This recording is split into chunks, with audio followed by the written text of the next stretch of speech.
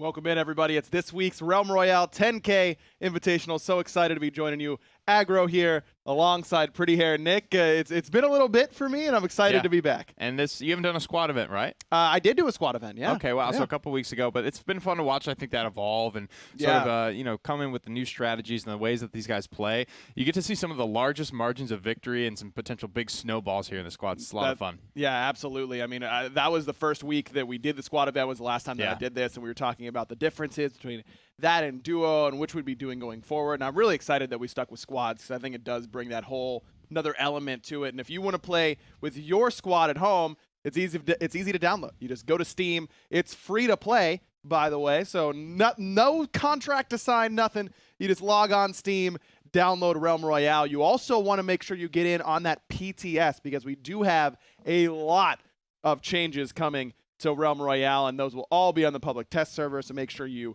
get that installed nice and easy right above that play game button on Steam, so make sure you get that while you can. But that's in the future. We're talking about right now, and what these squads bring is a little bit different, as you mentioned, than what we saw in duos, and those big margins are possible because of the scoring. Yeah, everyone's more than likely going to be fighting at 4 people at a time, right? 8 potential points, and that brings us, I think, to the format of this event, right? It sure does. It's points based on your placement, so 5th place, you're going to get 5 points, 4th place 4, and so on and so forth. But for every elimination, every player that your team brings down over the course of the match, we're shaving 2 points off that score because lower is better. Think golf. Exactly. Golf scoring is the way to think of it. And as I mentioned, it's 10K, so $4,000 for first place, and the lowest score each round is $1,000 per round. So you want to make sure that even if you aren't going to be getting those, sneaking into 4th place or whatever, that doesn't matter anymore. It's all about that each round scoring. So if you can get not just a Crown Royale, but kills are worth more. And oftentimes, I imagine it isn't just who gets the Crown Royale, it's who ends up getting the most elims. Definitely. And of course, it is 6 rounds. We had somebody in like 9th place overall end up taking it by a fair margin, right? Because they come through, they had 13 eliminations or 18 eliminations somewhere in there. So you're right. Kills are deciding a lot in squads, especially when you're seeing a couple teams losing a player or 2 early. Their potential to fight just drops, right? Yeah, so those teams that do make it to the late game with all 4 people can go on a bit of a rampage, right? They're just hunting, those squads of 2, 3, God forbid, 1 player down. That's when the circles get smaller and all the action starts going real quickly there in those sorts of scenarios. Here's who's playing in today's 10K Invitational. A lot of big names. As you can imagine, Luffy TV is here. I hold Shift and Void on the same squad I see. Yeah. So some good teams today. The biggest evolution, I think, from last week's squad is you saw Shift, Void, and I think I can't remember exactly who was on that full squad, but they started to put pressure on Kefri, Overpowered, Low One, and Cybate. Those guys who, for all of your event and for the, 80%, I think, of the second squad event, they just dropped Goblin Gulch by themselves. And they just got all of the Badlands completely uncontested, right? Then we started to see teams kind of go there, right? Which it was weird to see that, given how the duo tournaments were playing out with Bird and Kefri going to that unmarked forge. They would get that, and then they started getting contested almost by the end of that event, right? So it was weird to watch for 2 weeks a team go uncontested through the entirety of the Badlands. Well, now we'll see if some team has kind of done their homework there. Kefri returning to these 10Ks after a short vacation, so we'll see how ready to go he is in this game, but it's going to be a lot of fun. I also saw some teams that have kind of combined Kevaflash and K-Wolf now with Clow and JJD. So a little bit, as these go on, it's less about, hey, I want to play with my friends, and more about, I want to play with a friend and win at the same time. Maybe we'll have a little bit more fun bringing in that cash as well. There you go. It's a lot of fun to watch these teams kind of evolve, and I believe this is only our 3rd week of squads right now. So. You have that feeling out period, right? Of, it's not working out in week 1, not working out, getting closer though in week 2, week 3. We're just making those adjustments. People are kind of shuffling around. Teams are breaking up, getting back together, all that sort of fun stuff. Oh, man, that's the team drama that I love. You know what I mean? That's what, you and I come from bigger team esports, and so that the roster changes and the benchings and all that kind of stuff. It's part of the fun here. You know what I mean? I'm glad that we get a chance to do it here in squads. Getting close to the beginning here of our 10K Invitational. The teams to watch out for, I think that obviously Kefri and Overpowered and those dudes are near the top. Who are some of the other players that you can really look for? I think you got to look out for Shift and Heavenly and Void. And, I mean, they made a really, really good run of it because they started to put pressure. That's really, granted Kefri wasn't there. I believe it was Mad Ruski last week who filled in for him. So that was the first time you got to see pressure applied, and it worked out. And now I think we'll get to see if that same pressure is applied, whether or not it was a combination of Kefri not being there and the pressure being applied, or if it just was Kefri not being there. So we'll have to see if they can handle the pressure today, because I think teams are going to be gunning for them. It's going to be tough for them to hold that top spot. And if you want to check in on the rules and what's going on, esports.realmroyale.com is the place to go. That's where you can find all your information, not just for today's 10K Invitational, but all our future Realm Royale events. And speaking of future events, HRX is coming up. And if you want to hang out with us and, have fun, because that's what we do, make sure you go to highresexpo.com November 16th through the 18th. That was a pretty good sales pitch, huh? You Absolutely. Have fun. Go buy a ticket. Yeah. Look good doing it. Yeah, exactly. That's what we bring. That's just something we bring to the battlegrounds every day. Almost flashed into a different persona there for a second, but we're back and we're grounded. Easy boy. Yeah, calm. It's only round one. It's not even round one quite yet. That might be a little bit down the line. If you're a little bit newer to Realm Royale and exactly what you can expect here, it is a class-based Battle Royale. So what are some of the classes that you expect to see? I mean, from the last time I did it, it was still a lot of Assassin, a lot of Engineer. Is that what we'll expect to see today as well? Yeah, those two are going to be pretty much staple here. But I think, when you're looking at the guys that might be there, might not be there, it's the Hunter, the Mage, and the Warrior, right? So let's take a look first, I think, at the Hunter, because it's my personal favorite. I love to talk about this one. All right. And we're seeing a couple people actually get involved with the longbow. It's a lot of fun to watch. The flare got some changes as well to make it larger, and I think a little bit more easy to use. That just provides the vision. But the withdraw, that's the one you got to talk about there. That is sort of the do or die for the Hunter. I think when you have that online, you can make so many more plays with it. Not a lot of people, like I said, get the longbow on, but a couple people here and there will pop it. And in my opinion, it always does good work. But the reason I think you don't see a lot of longbows is because of the self-slow that you have to apply to yourself. It's the same thing we talk about with the Engineer thrusting up in the air. Anytime you slow yourself down or make your movement predictable in a lobby like this, you're going to get torn apart. And you do have that extra 10% ground speed as the Hunter, so normally you're a little bit harder to hit, so that self-slow doesn't hurt you quite as much as it would, say, an Engineer or something like that, but still does absolutely throw you for a loop. You're right, withdraw, and I think getting a really high-level dodge roll as well is usually pretty critical. If you can get a legendary dodge roll and really move around, that means that, yes, you're slowing yourself to shoot your longbow, but then you're able to reposition so quickly after that, after basically every shot. I mean, when you have just a 2 and some change second cooldown on a dodge roll, when you get those very rhythmic weapons like the plasma launcher, the slug rifle, it's very easy to be like, all right, this is their shooting rhythm. I can use my dodge roll the second I know that shot's about to come out and give myself a guaranteed dodge. So another big class that we need to talk about, I think, is the Engineer. And a lot of people, for whatever reason, maybe it's just more people getting killed in every single fight of squads. You're seeing a lot more plasma launchers come through, and the Engineer in general, I think, is one of the best just squad guys in the game because of the healing totems and the barricades. Well, it's all AoE, right? Everything the Engineer does is about covering a large area. Healing totem, barricade, firebomb, even the turret is going to be an extra thing that not just one person has to worry about on an enemy team, but everyone has to worry about. Plus, honestly, that 10% forge speed in squads where you have much more limited time to get a forge off a lot of the time can be a big deal for you. Yeah, and Firebomb, so good for the sieging and the plasma launcher. Yeah. In particular, just when you're, there's 4 guys in there, you don't know what corner it is, and you can just kind of let that stuff rip and get so much information just based on where you're seeing damage numbers pop up and things like that. That'll tell you like what corners people are hiding in. And it's still decent damage, right? It's 800 for a direct, but it's somewhere in the neighborhood of 400 for a nice little splash hit there. So it's not bad. That is nothing to scoff at, especially in the late game when armor potions, which are a much harder commodity to come by nowadays, people don't have as many to kind of spend on healing up little poke damage. Poke damage certainly very important as we get ready to go here. Round 1 of today's 10K Invitational. Again, this is a squad event, so going to be plenty of action, particularly towards the late. But I was, when we were talking about doing squads versus duos, I was like, I don't know, is it going to get too spread out? Is it going to be too hard to fight? But at least in week 1 of the squads a couple weeks ago, I thought it was pretty darn close to what you can expect from duos or even solos in those sorts of instances. The action still carries over pretty nicely. Yeah. I think it's about just where the action takes place. And the fun thing about squads is that most of it will take place later. So it's easier to see, right? You know, when in solos and duos, there are so many fights happening at all stages of the game that it's easy to miss stuff, especially in the early game when you got someone fighting an old man or someone at Goblin Gold, someone at Sentinel, someone at Lost Forge. And it's like there's just no way to follow it all and kind of paint that story. And right off the gate, you're seeing low one, Cybate, Kefri overpowered, as well as Shift Heavenly and their squad headed to almost the same spots. Badlands, you called it earlier, but already Team 16 is in a bad spot. They lose Rob right away as Array trying to create some distance. SMG, not what you want at that sort of range, and immediately Team 16 has already lost one member. Now Team 9 going to try and push forward. Hodzic with a great angle here. And that ice block, so good in the early game at buying you time, where that time to kill is a little bit longer.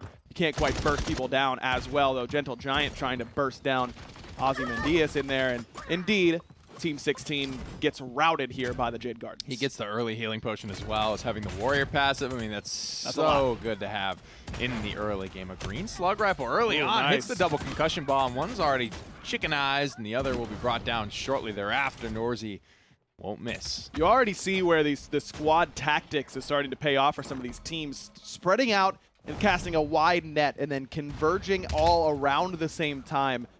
Even if you aren't the one getting the shot at the enemy itself, at least you're opening up your teammate to get that shot from a much better angle, and that's going to cause you to have a lot more success than just all of you grouping up like a death ball running at the opposition. So some of the biggest changes, and you know they've been in the game for a while now, but for those of you that have played the game in the past and may just be tuning in, there are no more chicken nuggets or chicken trophies that are required of you. They're not even in the game to forge your class weapons. The shard cap has been dropped from 200 just down to 120. And you also do not get the shard bonus for getting players down. You don't need to get the kill, but when you used to be able to put a player down in the chicken, you'd get a nice little bump of 50 shards. None of that happens anymore. So it's all about your disenchanting, looting, as well as picking up loot from enemy teams. Now, of course, getting kills on the opposition, even though you don't get that shard bonus, will end up giving you more materials to disenchant, but you're right, it's not quite as get 2 kills, instantly be able to forge whatever I want. Is Team 18 might not be able to forge if they can get out of this one, because they are in a pickle right now, locked in inside this building.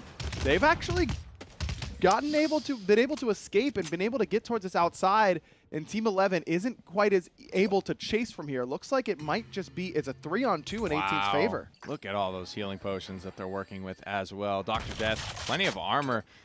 There's a purple shotgun on this squad, and then up Team 11 has a golden shotgun, so I'm interested to see. Goochmob doesn't look like he's super interested in actually using said golden shotgun, though, so we'll have to see if he's able to get in range to be effective with it. Going to use those thrusters to try and keep himself out of danger, and it will let him get back inside. Healing totem dropped, but Team 18 doesn't want to let off the gas. Adam, the one to try and keep it going with that purple shotgun. Seems like the logical choice to send your close combat man in. And actually, two people on Team 18 have purple shotguns as Dr. Death loses what was left of his armor. And that's big poke there. He was the guy that I think needed to be the point man. If they all attacked at the same time, as long as Dr. Death was the first one in, I think they would have had a good chance. It's still a 2v3 here. Goochmob and Plays. Not a lot of health in their own rights, but they do have the healing totem. They do have that to just kind of keep them sustained along the way. Turret isn't favorable a lot of times, but if you're going to have it, this is the place to have it in, right? Just an extra body to absorb some shots for you potentially, and maybe even get some damage on the opposition. Is Team 18 really playing this pretty patiently? You're not getting any healthier. I think you make a decision here, right? You're losing so much looting time, and you're honestly doing more damage to yourself than good. You're going to be losing out on shards and all that good stuff. Moves finally being made, though. Adame, the first one, going to go down first and make this an even 2-on-2. Yeah, but he didn't do that much. Team 11 now is in a pretty good spot as that legendary shotgun is going to do some work. Zombie Unicorn falls. Now Dr. Death, the last one standing on 2 feet, and he's doing a good job. Nearly knocks down Goochmob, but Plays will ultimately bring him down. Team 18 had the advantage, and Adam's res almost pays off, but Goochmob and Plays win the 2v3. That's another pretty worthwhile thing to talk about as well. The self-revive timer for the chickens has been dropped from 30 seconds down to 20, so especially in a squad format, it is very, very likely to see people coming back up after being put down. And not only that, but you'll see some people like run out of lives. They'll come up and down in that 3 times across the game and eventually just poof into feathers because they're out of lives. Not something that we've seen in solos or duos. Looks like Team 7, this was the team that you might have been checking out during that picture-in-picture of our last fight, but they took down 2 squads. Holy forging. A lot of forging going on, plenty of farm. Look at this. Goodness, cooking up a storm right now. And they've got already a good amount of elims, 6 elims already for Team 7. That is going to, and not only just the elims, but they are stacked right now. Folks, don't forget about your Twitch and Mixer.com/Realm Royale map streams. You can pull up that map at any time, watch your favorite teams, watch the circles, where they are, where they're headed, yada, yada, yada. Helps you keep the game in perspective as we move through. Now we're at Sentinel Hold, watching Teams 1 and Team 2 fight each other. Team 1 looks pretty stacked on weapons. They've gotten a lot of their Longbow. class weapons. They've got a longbow. They've got a sniper rifle, a potion launcher, but no elims yet. So this is where you really need to convert off of this forging. Is Enta going to look to do just that? Longbow shot was looking accurate, but Wildcard had that ghost walk and a blink in order to get himself out of danger for the moment, though good shots from the right coming from Team 1 as Luffy says, the hell with this, I'm going in. He's got that thrust, an epic healing totem as well, as he's got a perfect angle on Wildcard. One more shot from this epic slug should do it, but gets up and over the ridge. Wildcard to safety is now Luffy, and the rest of Team 1 have got to make a choice. Do we chase him or try and get better positioning for the rest of the team? Well, that decision's been made. The snipe comes through onto Bixley, rips off all the armor. He'll need to spend all 3 of what he's got in the back pocket to heal back up to 4. For the mage, it can be 2. The mage passive makes your heals a little bit more effective so you can top off or close to top off in just 2 potions instead of the standard 3. This is the ultimate military choice by Team 1. They feel like they've got a good fight, but it's going into that small hilly corridor. It's perfect for an ambush from Team 2, so they decide to head back and head towards the circle the other way, as they might have to meet up with Team 17 now, as this is right on the edge of the circle. You can see that fog closing in. Team 5, Team 9, all in unfavorable positions. Now this is a circle that shouldn't do too much damage, but it's damage nonetheless, as Gentle Giant and Hodzik, the rest of Team 9, get 1 elimination and look to get inside that fog, but Team 17 doesn't want to let it happen easily. Team 5 also involved. There's a lot of heavyweight teams here, Aggro, and there's more on the way. Team 15 rotating out of the circle now, as well as destined to join this fight. Hater Gray gets taken down there. He just didn't see the angle. There's so many different angles to work with. I think the people that are going to do best here are the ones that don't panic in the fog. It's still pretty early game. It's not going to kill you quickly. Right. Make smart decisions even if they have to come in the fog. Even if you have to cut towards the west a little bit, cut towards the north and stay out of this engagement if you're already weak from that fog. That might not be a bad idea for Team 15, though. I don't know how much information they have on what's going on, and they are weak here, Nick. I don't think they have much of a choice about where they can go outside of this fog. They have to get in. Allegro is all out of healing potions and is spending the last of his armor potions just to stay alive. Luckily for them, Team 17 has no idea they're here right now, but that could change in a moment's notice. There's this nice little pocket they're able to just kind of hide in, hound here, and just stay quiet. Team 17, for whatever reason, doesn't really want to move. They don't really want to give this positioning up. They don't have too far to go, and they still have a minute before the circle even begins to move, but Team 15 have been given away. Discovered now, and I don't know that 17 knows how many members of Team 15 are down there, but fish meet barrel, and Team 15 are now on the run. They are at the most disadvantageous position you could basically be in. Weak fog against your back, though they get some help from Team 9, might bail them out of this danger. Petty Boss takes to the sky, and that's an easy pull for Team 9, who now have all the positioning. They've got the fog at their back again and are able to make some plays. Team 9 rout members of Team 17, and 15 looks like also went down. 17 still kind of here as well, trying to stabilize after that loss to Team 9 up on the hillside.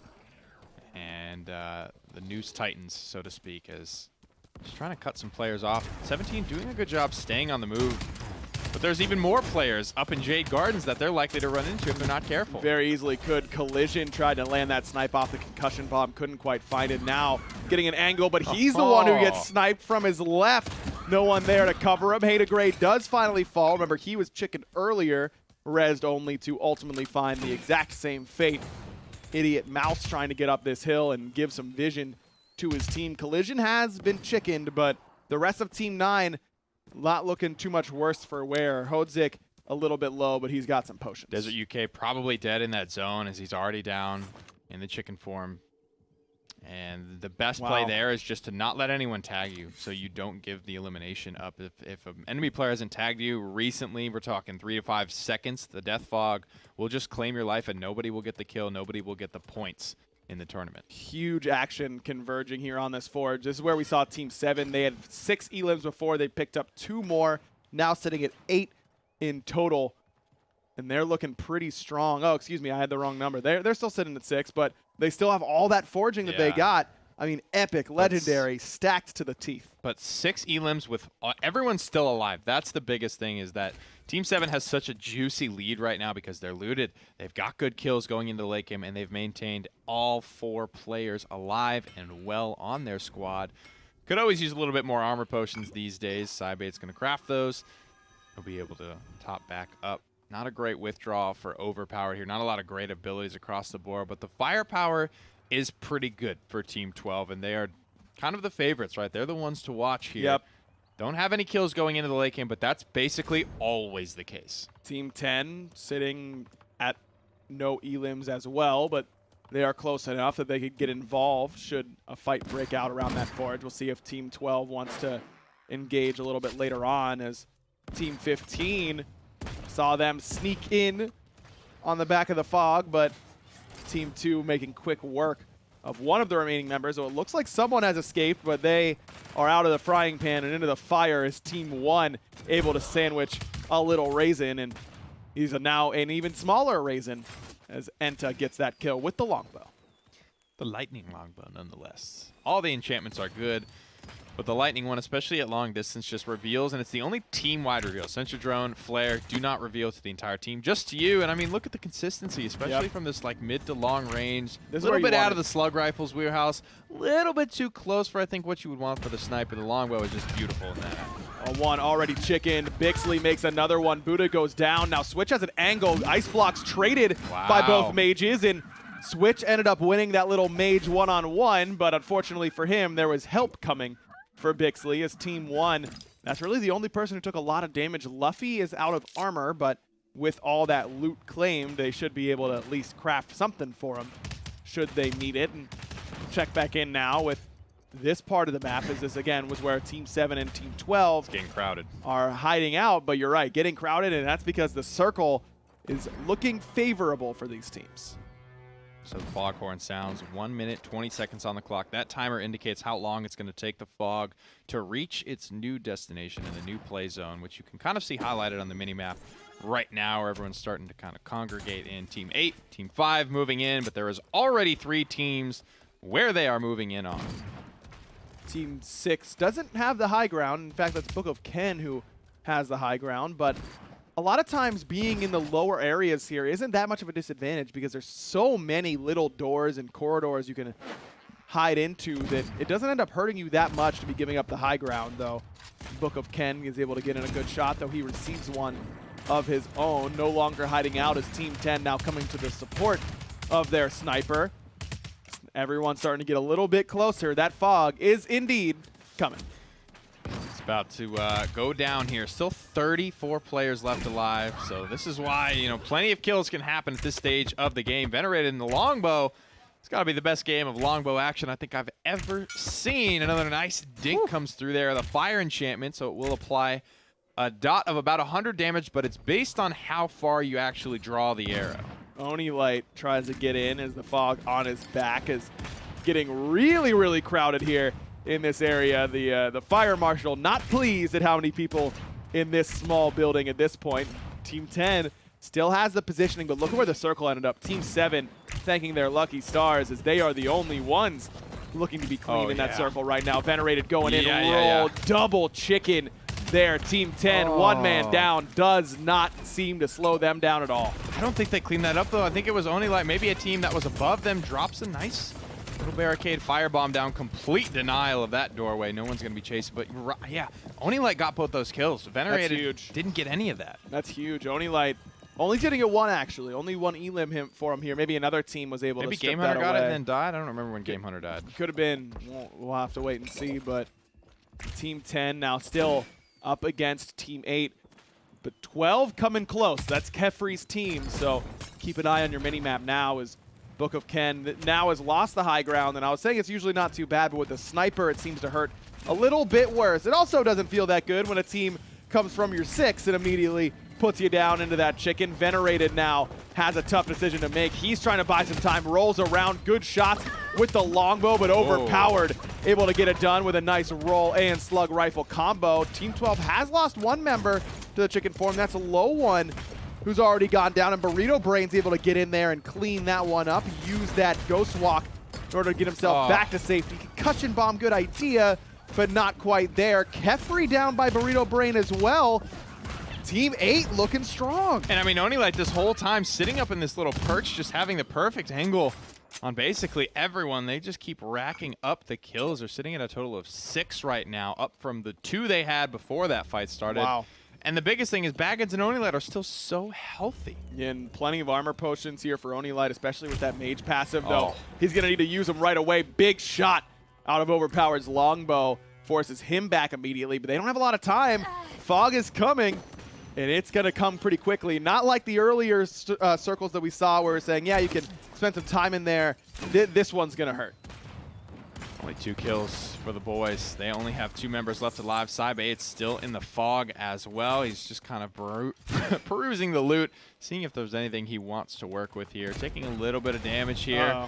I think he was hoping that those people would just kind of forget about him. Plenty of potions to heal up with as well. Baggins just able to skirt in, but knocked down right away. Someone from Team 4, it may have been I-Hold Shift, that was able to snag that shot, and now it's only Light left standing for Team 8. And he's got a full healthy squad to deal with. It looks like Grego does get that kill. Or no, excuse me, the Death Fog may have claimed it. I don't know if that counted for him, but I-Hold Shift now very, very weak. Void pretty low as well. Shift goes down and is using this tree for cover. I mean, it's Team 7. There's Team 4 in the action here. Everyone is still involved. This is looking like Team 7's game. They're still all 4 alive, extremely healthy.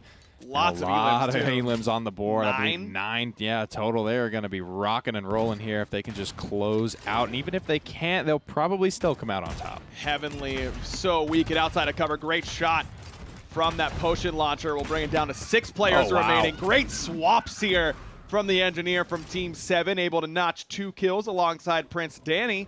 And now it's the lone member of Team 9, purple to the teeth in the armor department, but I don't think that's going to help him out too much. Collision has got to make some sort of play happen. Just getting elims for your team here is huge, and his team already has quite a few. Yeah, I think his best chance here is Team 7's going to get a little sloppy as they kind of run around hunting for people. Insom spots him out, though. He's going to get the call, and this is what you can't do. You can't run away at this point. Yeah, take it. You have to try and take just like a quick little 1v1 skirmish.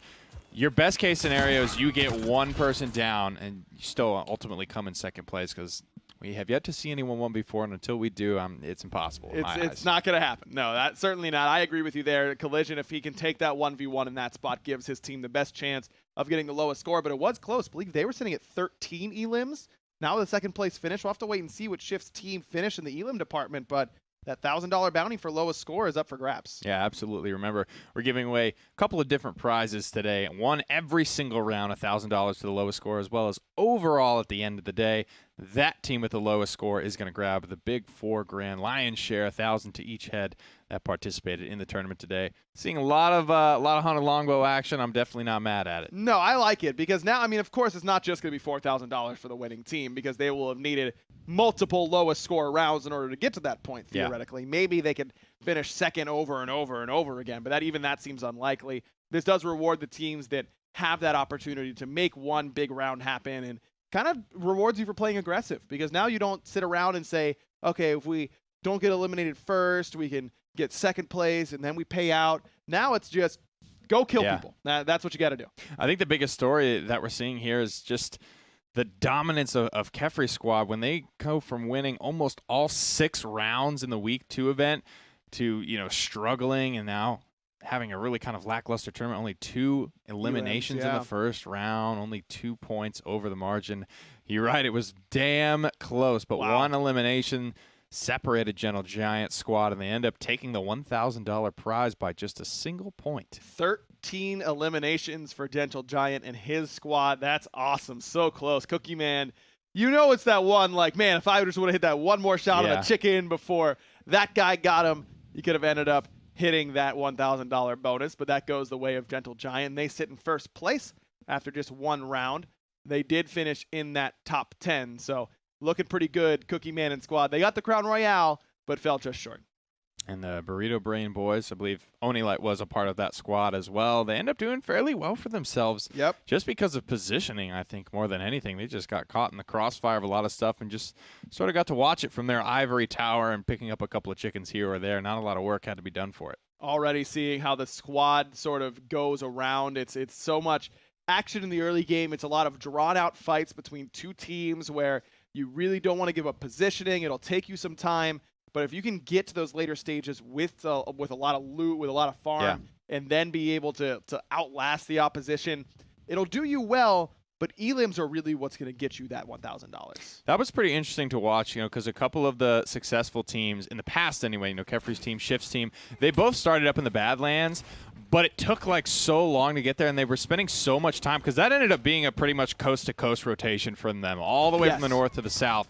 So you're spending so much time really moving there. You don't have a lot to forge. They did what they could gathering along the way. They kind of forged once, but beyond that, there wasn't a lot of great fights that went their way. And that's sometimes just the luck of the draw, right? It's a new game. Every time you drop, it's what makes Battle Royales so addicting all the time that it's always going to be something a little bit different. But there, Kefri and the squad just happened to not see a whole lot of travelers on the road and had a pretty quiet trip. And by the time they got to the final circle, it was going to be difficult for them to catch up to that 13 inland mark anyways. Now, teams have done it. Teams have gotten to these final, there's 20 people left. Let's kill 12 of them and have an incredible performance. But that is a lot riskier than trying to drop in a high traffic area and coming out with a bunch of elims. They normally go in the late game with, you know, 0 to 4 eliminations, having maybe seen one other team along the way, and then they always go big in the late game. The difference there, and the difference just squad makes, is that the time to kill in this game can be pretty low. In squads, when it's 4 potential people shooting at you, it's very low. And then when you throw 2, 3 teams in the mix, you can just get obliterated, blindsided almost instantaneously. So it doesn't matter how good you are, right? Even players like that, they're still going to get deleted if they get caught out for even a second or 2. Saw it on the bottom of your screen there. If you want to check in on this map all the time, put it up on a second monitor. Twitch.tv/Realm Royale map is the place to go as we get started now for round 2. Looks like Shift and Overpowered. That team's heading to the Badlands again. Excuse me. We'll see if there's any pressure put on. I think, you know, Grego and Heavenly and Shift normally, last week anyway, they were just going straight north, making that rotation, putting the pressure on. Last game, we saw them go kind of around Guntown and then down to the beach a little bit, and then that just kind of made a clear path for Kefri and his boys to just rotate straight south like they always do without any problems. But here's one half of that old Smite squad at the very least. That's all right. Not doing so, or doing pretty well actually, I should say, as Team 17 is the one who's not looking quite as strong. They lose the entirety of their squad nearly. Hey to Gray was chickened on drop, it felt like, and is now revived as one more member as well trying to get away. K-Wolf has fallen, but Kevaflash, JJD, and Clow still up and healthy enough, at least in comparison to the early game. This is about as healthy as you can expect to be. Hey to Gray, isolated, great blink over by Kevaflash and a headshot out of that crossbow. That means it's only Tim, and Tim decides he would rather not deal with this right now. He's going to escape and get to some safety and just try and hold out. So you were saying JJD you think was a just? Yeah, I didn't check in on that. Is that because do they play together in the minor league? They do. Okay. Yes. Yeah. So that would make sense. Him and Cloud, teammates there, been teammates for a long time, and similar like JJD, a just, like there's something there. I don't know. My detective skills are tingling. I should say. Now, they aren't always right, but they're tingling. That's all I'm trying to say. Team 16 holding this hill, but both Team 16 and Team 3 pretty grouped here, Nick. This can be risky to all be on one solid hill. It's difficult to get angles, whereas if someone on the enemy team gets an angle on you, they can wipe you out pretty clean. And it depends a lot on firepower, I think, this early on in the game. Furyk, God bless him, he's already got a legendary breastplate. That's a pretty good pull, especially in the early game as a warrior. So much passive regen. Just watch this. Look at his health bar. Yep. It's like, how do you fight for that? How do you account for that in the early game? You can see visually that he does have a golden breastplate, so a good player would be able to know that and realize I can't really drag my feet. If I get some good poke, I got to try and capitalize because he's just going to be healing at a very rapid rate. Team 3 grouped up now. Withdraw is available for Rob, and he'll use it, but they really need a firebomb in that little area. No firebomb, though, for their engineer. He's got healing totem and barricade, so kicking the RNG gods a little bit. Around the back, Rob. I don't think so, buddy. That's not the angle. Rob is able to stay up, though. Great barricade from his teammate here, Array, as somehow Rob gets out of that situation, whereas Mimu is the one who's already been chickened. Applesauce heals up, fireball, ice block. Mage is, you know, one of the better entry fraggers in Realm Royale. You soar in, drop your fireball, burst damage, go into the ice block as your team starts to move in, but that's just not the case here. Applesauce, the first to fall, I don't think he got any of his cooldowns off. No. But Team 3 kind of dragging their feet, not really capitalizing on this down player. Alexi has the angle, and he just able to poke around. Great double concussion bomb. Wow. And the headshot from Alexi. Great plays out of Team 3's assassin. Ghost walk now to a better position. Is now the whole team sitting in here. Blinks forward, but headshot right away by Ozzy. Brings down Alexi, and Ozzy will finish the job. The assassin 1v1. It was started beautifully by Alexi, but Ozzy the one to put a period on it. You just don't know which way this fight's going to go when it's all said and done. Applesauce gets back up, I believe, for the second time this fight. Yeah, he's only got one life left to live, and this is what we were talking about in game number 1. It's not uncommon to see players go up and down and actually expend all 3 of their lives in a squad environment. Applesauce holding this rock here, and just ice block came up off cooldown. He's going to use it while still safe because if you check out his bottom left, he just regens some health in that ice block. Now, Common does have a pretty long cooldown, but Team 16 still seems pretty safe as Team 3 may have lost the scent. Ozzy and Applesauce could escape, but Ozzy's going back in. Let him go, honestly. Come in here, grab some safe shards if you can. But we talked about this a little bit last game. Dragging your feet and spending too much time kind of just beating around the bush in an early game fight is going to do a lot more damage to you. Even if you end up coming out on top 4-0 later on, you will have spent so much time. You're going to eventually run into a team that didn't spend all that time, and they spent it looting and foraging and getting way ahead of you. It was a full 4-on-4 here in the Fungal Forest Forge, but Team 8 able to notch the first kill. Team 6 already down 1 member, and not a whole lot of weakness here on Team 8. Baggins the lowest, but he's got some potions now from his teammates, so that won't be the case much longer.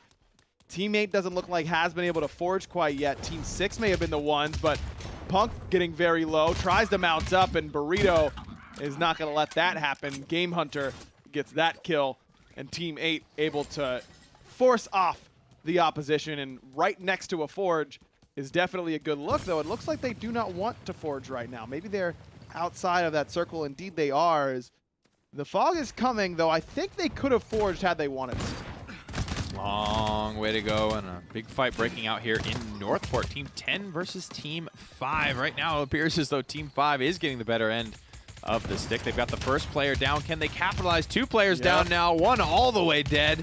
A third goes down, and team number 5 just moving in, I think, to put the nail in the coffin. This epic burst is so strong. Yeah, pretty nuts. Not just at this point in the game, but really at all points of the game, but especially in the early game.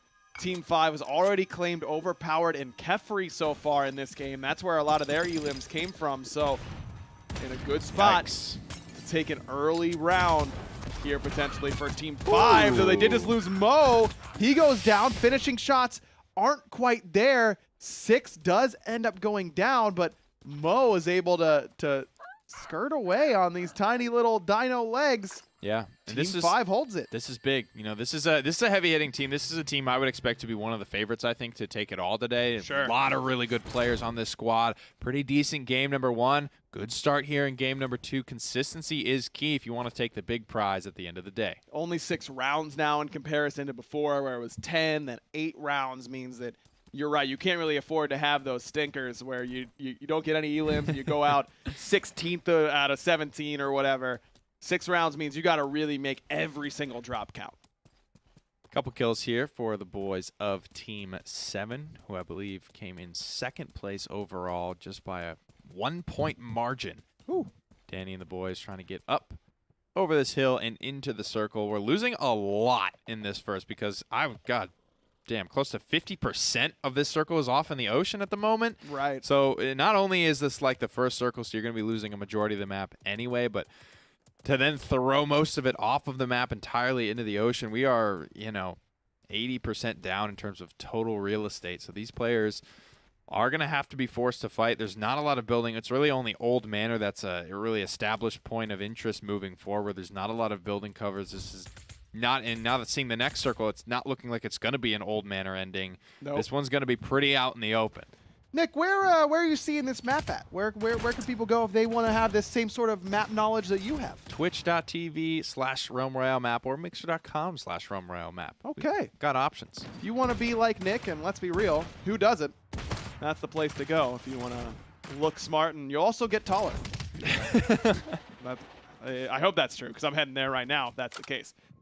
Team 1, still nice and healthy. Applesauce, not quite as much. Good ice block midair, but it's really just delaying the inevitable.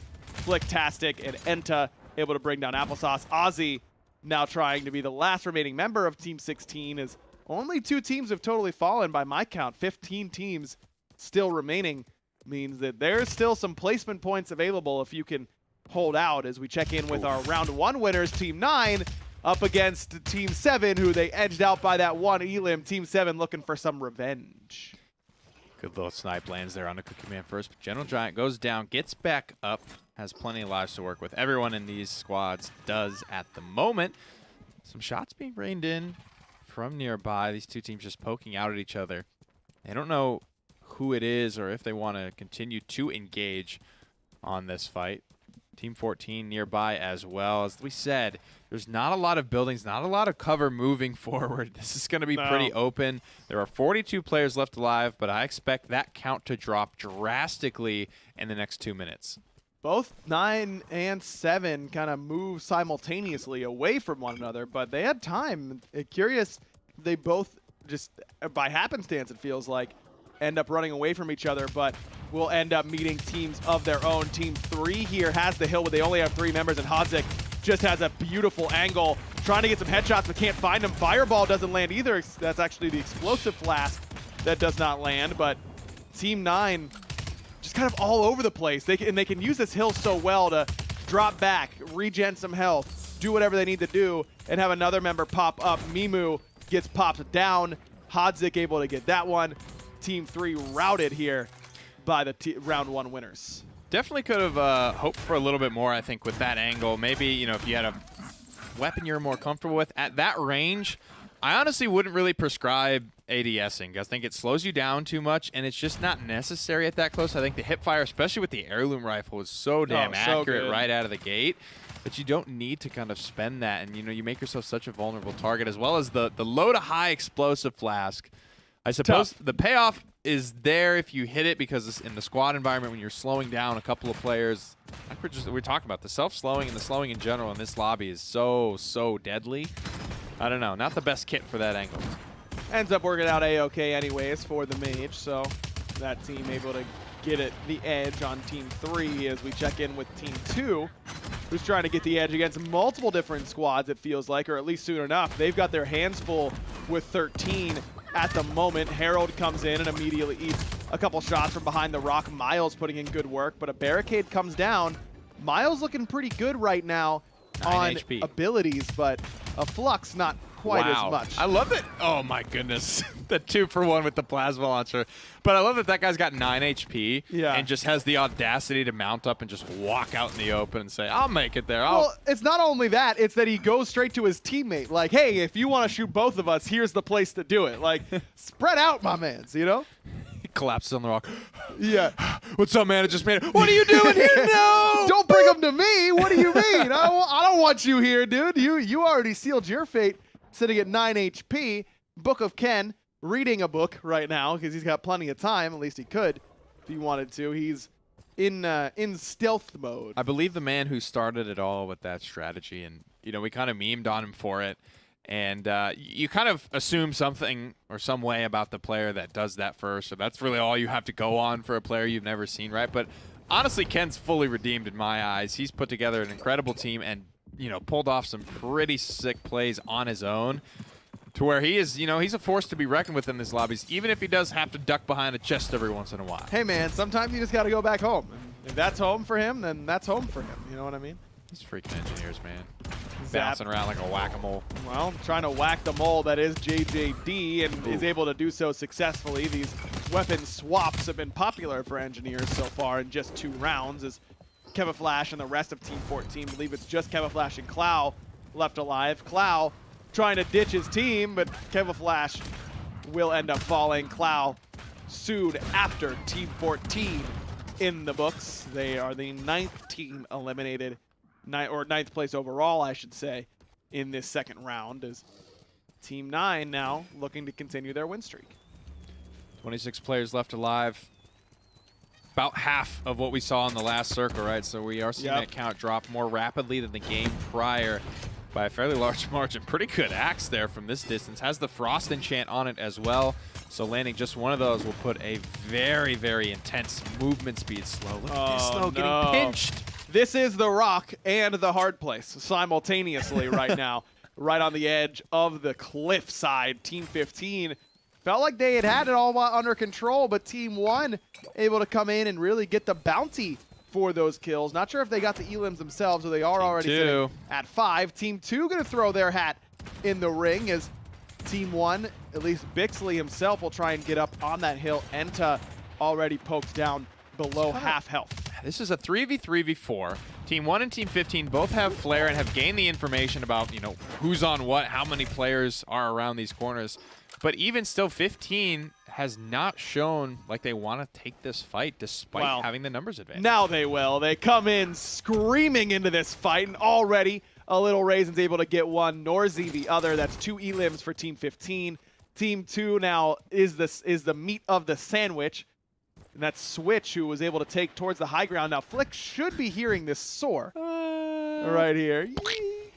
But Switch, immediately upon landing, revealed. Flick, it's just a matter of which team gets the elim at this point. Switch buying time with that wall. Flick will go down and will not make it back out of that fog. He goes down to Little Raisin. And Team 15, man, a lot of elims for them. 7 in total. Yeah. And if you're the last surviving member of Team 2, Switch makes it out. I don't know if he's going to make it all the way out. That's where you might consider the 200 IQ play of just letting yourself die to the fog to prevent an even larger score line coming through inevitably for Team 15. Just sometimes you got to make yourself bleed your own blood, you know? Yeah. It's the right thing to do for your own. Live by your own rules. I mean, for your own pride. 10 armor potions as well. Those guys are looking like a pretty clear favorite to take this lobby. Team number 9, another favorite to maybe take the day as well. Already off to a good start here, but again, squaring off against their rivals from game 1. Nice shot there. Collision able to hit Danny very low. Is Cookie Man being handled by Gentle Giant on this right-hand side. Now, Giant is out of armor potion, so pretty vulnerable on that right-hand side, but it looks like Team 9 is able to clean house pretty nearly. They get 2 members of Team 7 as Team 15, we were just with them, now meeting up with 5. Alternate, so Alternate is not in a position to fight here. He's so low HP. We're talking 5% maybe. Slick gets taken down. G-Dolphin is way down the hill. Not involved. A very disjointed effort from T5. It didn't appear as though they were all on the same page. Sometimes you just got to make that call to run, and it felt a little bit delayed for sure. Alternate has been able to get some armor potions, though. I believe Dolphin handed those over to him. So these two members of Team 5 able to get at least a little bit healthier as Allegro throws some armor potions towards his team. Man, they just have a stupid amount of armor to go around. They do. A little Raisin had the 10, and there was somebody else still distributing, so they had plenty to go literally around the team a couple of times. Frost Axe, not effective at this range. Gonna have to stick to the green slug. Could be worse. Could definitely be Sure. worse than a green slug at this range. So not too bad overall for the the warrior for Team 15, as they've got a pretty good angle. This is where you want to be in these narrow circles that have really a lot nice. of cover, because that don't have a lot of cover, because you know that you've got no one behind you, and that eliminates one direction, and you can use this hill so nicely to give yourself cover, whereas there is not a lot between you and the rest of the circle that you have to worry about. It's just the topography of the map that they've got to work with at this stage, and this is a big enough circle to where there is kind of enough, mountains, rocks, trees to break line of sight, but this is probably the last circle, and despite only 2 people left alive, Alternate picks up a kill onto Cookie Man here, so G-Dolphin and Alternate not afraid to continue putting in the work. They're sitting on 6 eliminations right now, which is not bad, all things considered. Not bad at all. Still certainly able to strip away. I mean, look at it this way. Yes, there are only 2, but that means there's 8 people they could kill in this lobby and put themselves in a winning position. Now, that's a tall task, but a possibility is Mua Man with the quick hands, those legendary gloves. Is anything more valuable than legendary gloves when you get to the late game? Is it better than the armor, the chest piece, or the Yeah, boots? I think the chest piece, the regen is a little bit irrelevant, especially with all the how fast the burst damage can happen like that. Like what that. does regen do for you there? For sure. I think the headshot damage reduction is pretty important as well, just so you don't get one tapped. It looks like 15 could run away with this lobby as they clean up Alternate and his only surviving team member. 2 down already on Team 9 as well. Team 15 still 4 strong, headed in for the win. Oh, but one member isolated and brought down. Now Norzy pretty low as well. Legendary Ghost Walk quick on that trigger is able to keep him up. Collision up and over. Mua Man back to the switching. The fastest hands in the West. I like this. As Gentle Giant now just on the run. Is he the only member left standing? I believe his only teammate has been chickened and is just hiding there. Team 15 able to rout this server, it feels like. There's no way someone caught them here, right? A really good reaction, I think, from Uwaman, or overall. He puts that player down, but immediately spins around and starts looking for the other guys that are likely, and did get actually back up. It's only a 20-second timer. The last surviving member of Team 9 kind of moving around here, trying to skirt his inevitable fate. Oh, I don't know. They've got a lot of elims here on Team 15. Team 9 is... Hodzik's going to have to kill probably 2 to even have a chance. I didn't check in on Z-lims, and that's not going to happen. Team 15 takes round 2, and the Crown Royale goes to them, and you got to imagine with the amount of elims that they had, what was it, 14 or something Somewhere like that? in there, yeah. That they're going to end up taking home that $1,000 as well. Pretty much. I mean, they got in a good spot, right?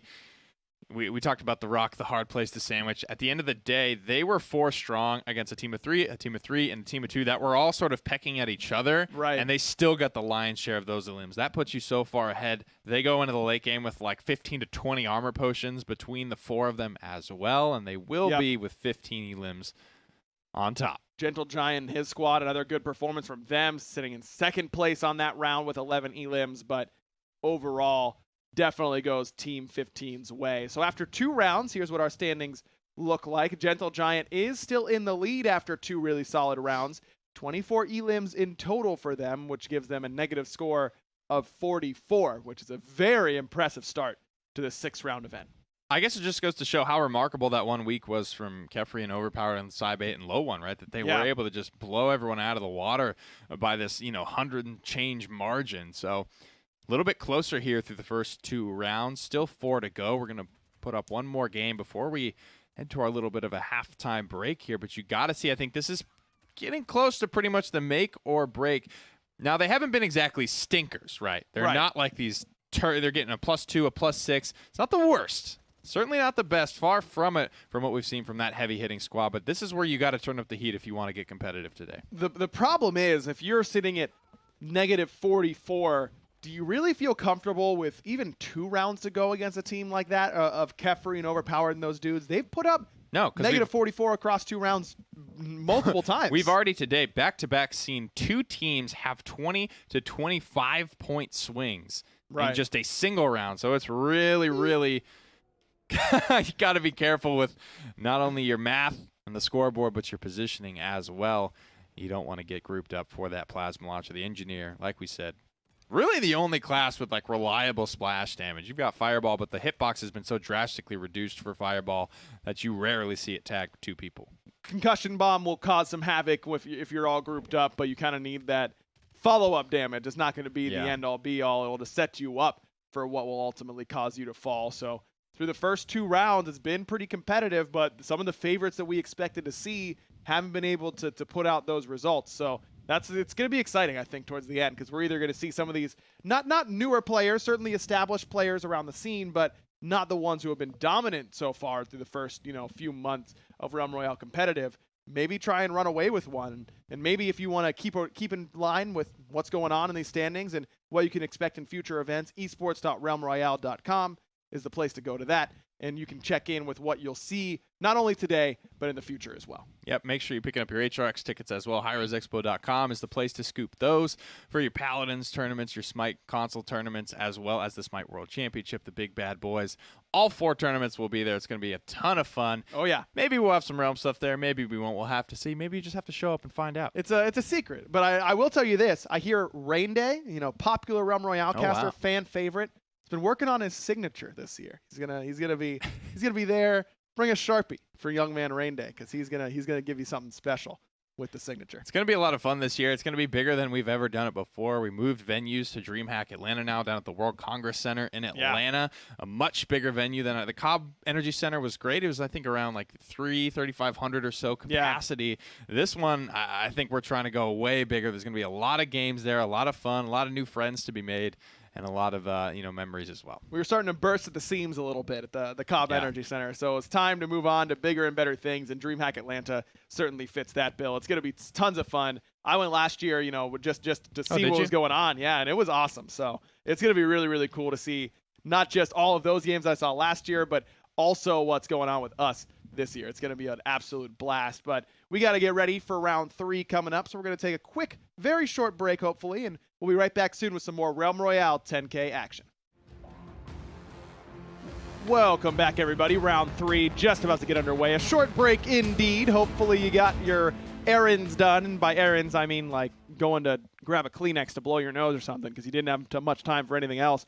Round 3 already underway. Is everyone watching to see who's going towards those Badlands? At least I think me and Nick are, to see if that's still where Shift and Kefri's teams are going to be going. You didn't see much of a switch up when the pressure was applied either, when things were just going terrible round after round after round. But just watching the trajectory right now, they are switching it up a little bit. Team 12 normally dropping up in the Goblin Gulch. They'll be headed down past Guntown. How far down south are they going to be going at the southern tip there of the Guntown? It would appear much closer. I think we're pretty likely to see a fight here between 12 and 4 early on. That's going to be a big one. 12 really needs to get some points, as does 4. They want to try and get that $4,000 bonus for finishing with the lowest overall score after all 6 rounds of competition. But Team 17 and Team 6 also trying to throw their hats in that ring. That's a dagger silhouette in there. We've got an unarmed bogey. we don't like that. We don't feel good about that one, at least if you're on his team. Now, if the enemy team and you see that, you feel real good, as Desert Took is the one who's not unarmed, rather, is able to make some work happen with that shotgun and picks up an heirloom rifle for his efforts. Good use of that close range weapon. One that had its time in the sun, where it had a week or 2 of absolute dominance and has kind of fallen to the wayside ever since, but still in those sorts of situations can do good work. It's yeah, and it's a tough balance to strike. Shotguns and basically every shooter forever have always been a real point of contention, where it feels like either they're every situation's best option or no situation's best option. But I think we've struck a fair balance with our shotgun. Kefri able to land that headshot on the Shift, force him into the chicken, and back inside the building where Void will try and play defense for him. Team 12 already has lost 5-8. You got to imagine. This is a funny fight because they know who this is. You know what I mean? Like, they both know who is stepping to them in Gun Town. They both know where they drop every single game. Low one. Some of the best rotations in the business, I think, with this engineer, but he's playing with fire here, 1v2. Has Healing Totem, but now getting shot in the back. Healing Totem is going to make it a little bit easier, though not much. Takes to the high ground, says, never mind, I'll go back down, and punished for it by Void immediately. Good concussion there, but it's Kefri 3 against 1, and he's only got a revolver and an SMG. I feel like he had that, right? He kind of hit him with the rope-a-dope where he got everyone to drop, and then he went up to the high ground. Oh, man, it felt like Low One may have been able to make something happen there, but at the end of the day, it was still a 3v4 for basically the majority of that fight. Shift was down for the first, probably 10 seconds of that fight by the time 12 actually made the rotation to him. Overpowered does escape with his life for now. We'll have to see if that maintains the same, but another pretty stinky round here for Team 12. They've got to get some Febreze going because they've got to pick it up, certainly, as this will mark the halfway point of today's 10K. Only 6 rounds today, so as you mentioned, can't really have these tougher rounds if you want to try and win. Team 16 has had a couple pretty good rounds themselves, and we'll see if they can go back-to-back in that regard, but we'll check in with them later as we head over to Team 7. Prince Danny and this squad seems to really like this area of the map. It paid off pretty well for them a game or two ago, but may do the same for them here as Team 13 seems a little bit scattered. There it is, and he smells the gold burst. He wants it so bad. He honestly kind of racing a teammate there to scoop it up, and now they have a great angle to be able to clean up this Hunter player. That is going to mark 3 eliminations for this squad. I don't know where the 4th one went, but they did not get their hands on it. Another good start for Team 7. That is the sweetest victory, is the one against your own teammate for the weapon, isn't it? Yes. I mean, that is the highest stakes and the biggest payoff in my mind. I don't know. Maybe I'm a bad teammate, but I feel like that's where nothing makes me more serious than whenever I see a weapon and we're about the same distance away. And that's go time. Yeah. You'll burn any amount of cooldowns to get Absolutely. there first. Absolutely. If I have to run through the fog down to 10 HP to get a gold slug, catch me at my funeral with a gold slug. Bury me with it, baby. Yeah, in the pocket. Because I'm getting that nonsense every single time. Ozymandias and the squad, Team 16 here. No eliminations. Hunting for their first couple. Team 3 not looking super interested in taking this fight, actually. They're sort of on their way out here. Furik's got some armor. Barking back a little bit, but Team 3, they've taken so much poke damage already. I can't imagine healing is something that's going to be plentiful early game. Doesn't feel like it. Team 3, you can tell, is just a little bit skittish in regards to taking this fight, and for good reason with these low health bars, though. Applesauce will join them in that regard as he has to use the ice block just to stay up momentarily. Now Alexi and a teammate go down, but Ozymandias and Rob down as well. 3 out of 4 are chicken, and Applesauce is weak. He might be the last one to go down. Furik trying to make it happen for Team 3. Bone a little bit further away. Now Alexi does res, and now Alexi's able to get one, pop up the other. Wow. That'll be another one. Great shots out of Alexi. Team 3 with the turnaround here against 16. Alexi and Furik, beautiful stuff to bring it back. Furik got it started, but Alexi, I think, drove home almost all of those kills. The concussion bomb was really nice. Here's your reward. As well, and here is your reward. Team 1 being the Predators now, as they just waltz in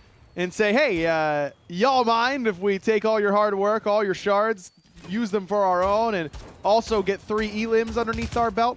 No way a weakened Team 3 is able to get out of this one, and indeed they are punished. So one member still up. Looks like one may have slipped through the fingers.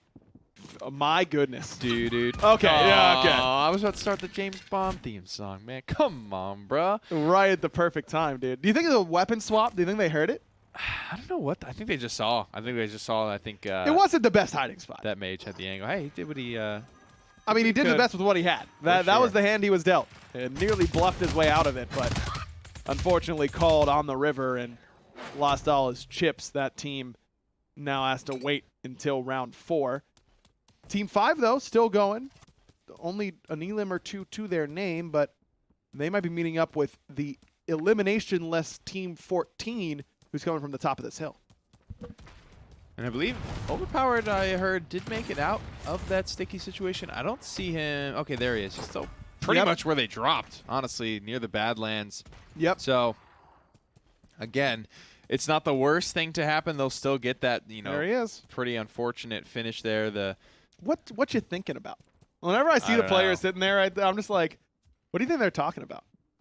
Probably just what do they want to do later?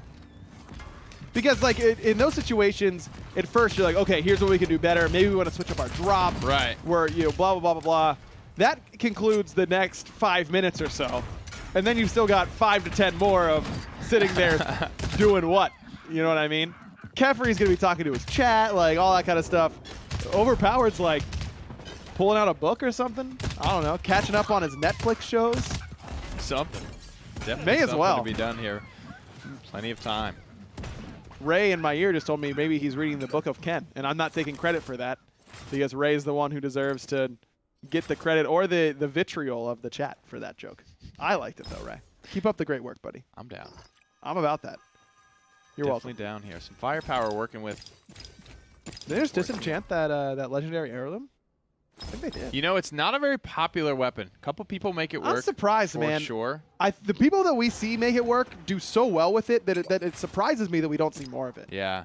It's honestly, it was super flavor for like the last week of duos. It was pretty flavor. Zybate was going in with some heirloom rifle plays, and then it just sort of fell off. I feel like it's so good in those short to medium range fights.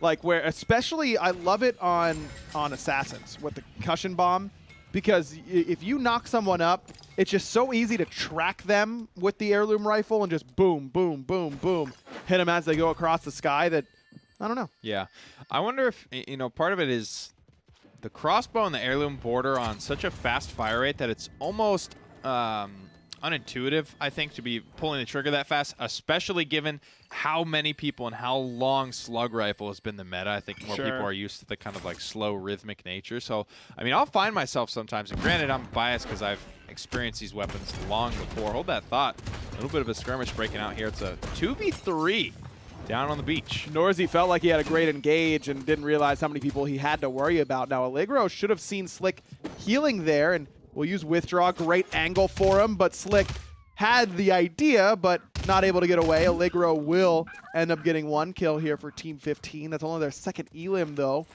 Allegro's still awfully healthy, Nick. There is a chance that he makes some plays, at least in that 1v2, but yeah, with Team 14 joining the fray, it seems a little bit more unlikely. I think the longbow definitely allows you to have that. And longbow plus withdraw, you can have that outplay potential. You loose the first arrow as you come around the corner, withdraw to get the second one drawn, and before you know it, you've evened up the score to a 1v1. 17 above, it looks like Team 4. Things could get ugly here, but I think they're all pretty safe and sound tucked away in this building. Pretty close to the forge, but not quite there. Team 4, we already saw them with their victory over Team 12, though not a complete one, as Overpowered, as you mentioned, was able to stay up and alive. Still catching up on those shows in the corner. Yeah, he's not moved. Circles being favorable to him, though, so no reason to hit pause. But I feel like if I started watching, I wouldn't want to stop. It's like, what's the point, dudes? I'm like 1v19. This is a really good part of this like story arc. Like, can I just get through this real quick? Y'all mind? Like, is that cool? It's only going to be the difference of, I don't know, about 6-ish points, I would say. He's not likely to finish in the top 5 as a solo lone wolf here, and only 12 teams remaining as it currently stands, but that still equates to 39 players. Shift just gets jumped on and dumped on here. Team 17 come down from the high ground to give a rude awakening to the lone member of Team 4. Is that on Shift for being so separated, or is that on the rest of his team? I think that was a good angle for him to have at the time based on where they were holding in that cliff, because it kind of like kept them in check slightly. I don't know if he, so that was a pretty ballsy move for two people to just hard commit off that cliff. There is no going back once you jumped off that high. Timmy, great shot there onto Void. Grego has now gone out that door that I don't think he was really ready for. Void was really ready to find someone around that corner because his teammate was holding it, though. He found him indeed, is Gray, able to finally knock down Grego. Desert Took has been knocked into that chicken form, but he's the only one who's in any sort of danger, as the last member of Team 4 killed by Petty Boss. Team 17 able to wipe the floor. Yeah, no kidding. They've got great positioning here because they've still got a minute plus before the fog starts to converge, and they don't have a lot of room to go either before that circle. You know, I might even be able to forge. That first kill kind of set the pace for the rest of that fight. Extremely little team play, if any at all there. Team 17 just felt like they rolled through that building and just picked Team 4 apart one player at a time. Chest on the map here and kind of up for grabs between 7 and 10. Not looking to split this one. They're looking to claim it for themselves, but it's Team 10 who has the building advantage.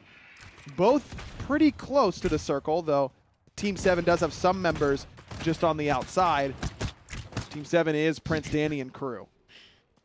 Danny with the longbow, representing for the hunters out there. We'll have to see if he can hit a couple of good shots here. No projectile drop on the longbow, so it's got one of the largest kind of effective ranges in the game. You can be so good up close, but still at long distance, and even at, you know, turbo long distance, depending on how good you are at accounting for the drop, can be even better than the sniper. And 3 for 3, Insom does not miss. Insom doesn't miss until it's chicken time, and then he's not able to finish the job. He gets finished off by Team 10, but that did buy time for 7 to get a little bit closer.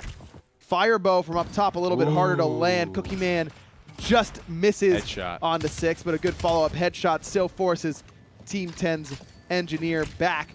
He'll try and stick that heal, but running out of time to get healthy as around the back comes Zepehe and trying to keep this fight going in their favor. Engineers just own this building, man. They can just be anywhere, it feels like. The potion launcher from up top as well. I mean, it's very difficult to deal with, especially when you're on the low ground. I am really, really nervous about this engineer being above me. 6 no longer with us because Prince Danny just impaled him with the arrow. Venerated is the next to fall, and Book of Ken should be finished off not long after. Prince Danny loses a bit of armor, but that's all he loses. Team 7 does lose Insom, who made a great play, who just kind of said, I'm done with this sort of poke battle. We are winning or losing this fight right around now, and was able to get it off to a great start. And that's an easy fix, right? That's just waiting another half second to a second for your team to be in follow-up range. And it's tough for the Warrior to be that entry fragger. That's why I kind of like the Mage, because they can sort of do that same thing with like a Stone Spear Fireball combo, but then the Ice Block is going to buy them that 3 seconds that they need to allow their team to kind of collapse and follow up. Bixley and Team 1 floating on the bones of the dragon. Looks like Team 1 is getting the better end right now. They don't have a lot of time. Team 5 could be heading over, though it looks like there might just be one lone member. Team 17 certainly running out of time just based on health bars alone, though Flicktastic, the only one left up, so it's a one-on-one. Flick there, but he's got someone shooting him all the way over there. Was that Team 2 who was putting some pot shots in? That may have been alternate? No, alternate doesn't look like he's in a very aggressive mood at the moment. Oh my god, did he just run over alternate? He basically ran him over with the mount. He like bumped into him. And didn't notice. God tier snake in the grass. Hiding out, literally head in the sand right now for alternate. The ostrich strategy working out beautifully for him. Snipe is good. Monsoon or Buddha. I mean, at this point, alternate is building a little bit of a reputation for himself for making these kind of like 200 IQ solo lone wolf plays.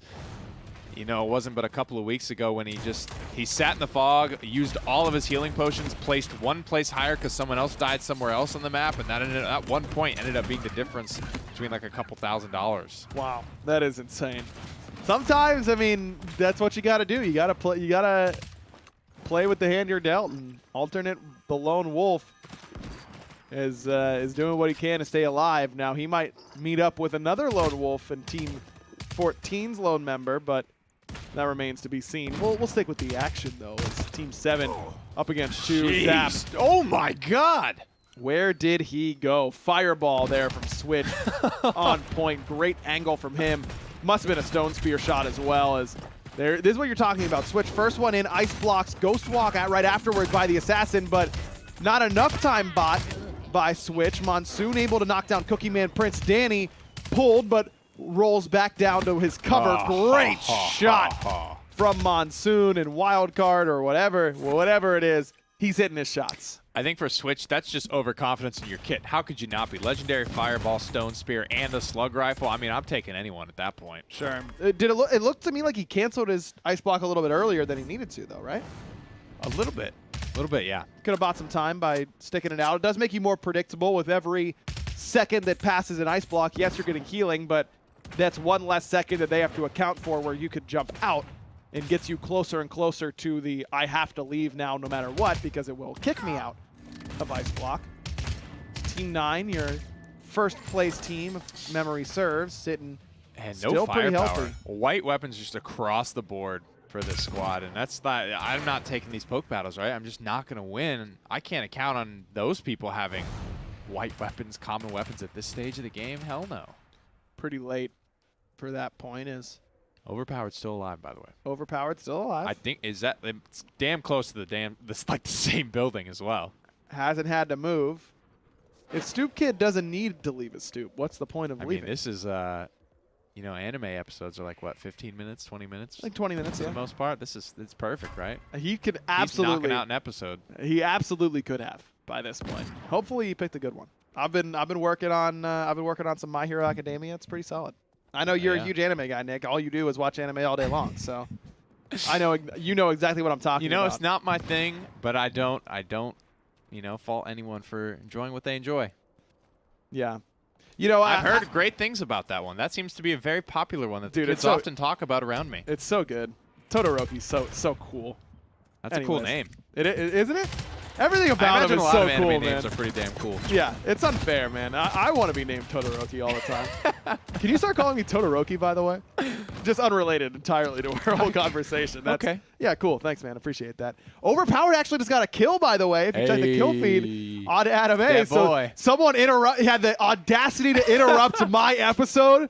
I don't think so. And it looks like he got away with it, too. May have been a solo player left over, but not just getting an extra point for a placing, but also -2 for that elim. Might be a couple -2s happening here for Team 18 as Hodzik pretty much getting low on resources, though. The rest of the team here to assist. It's 18 who falls for the bait, and that's where that ice block delay, so difficult to play against. Hodzik just holds it and waits his turn for his teammates to come in and save him.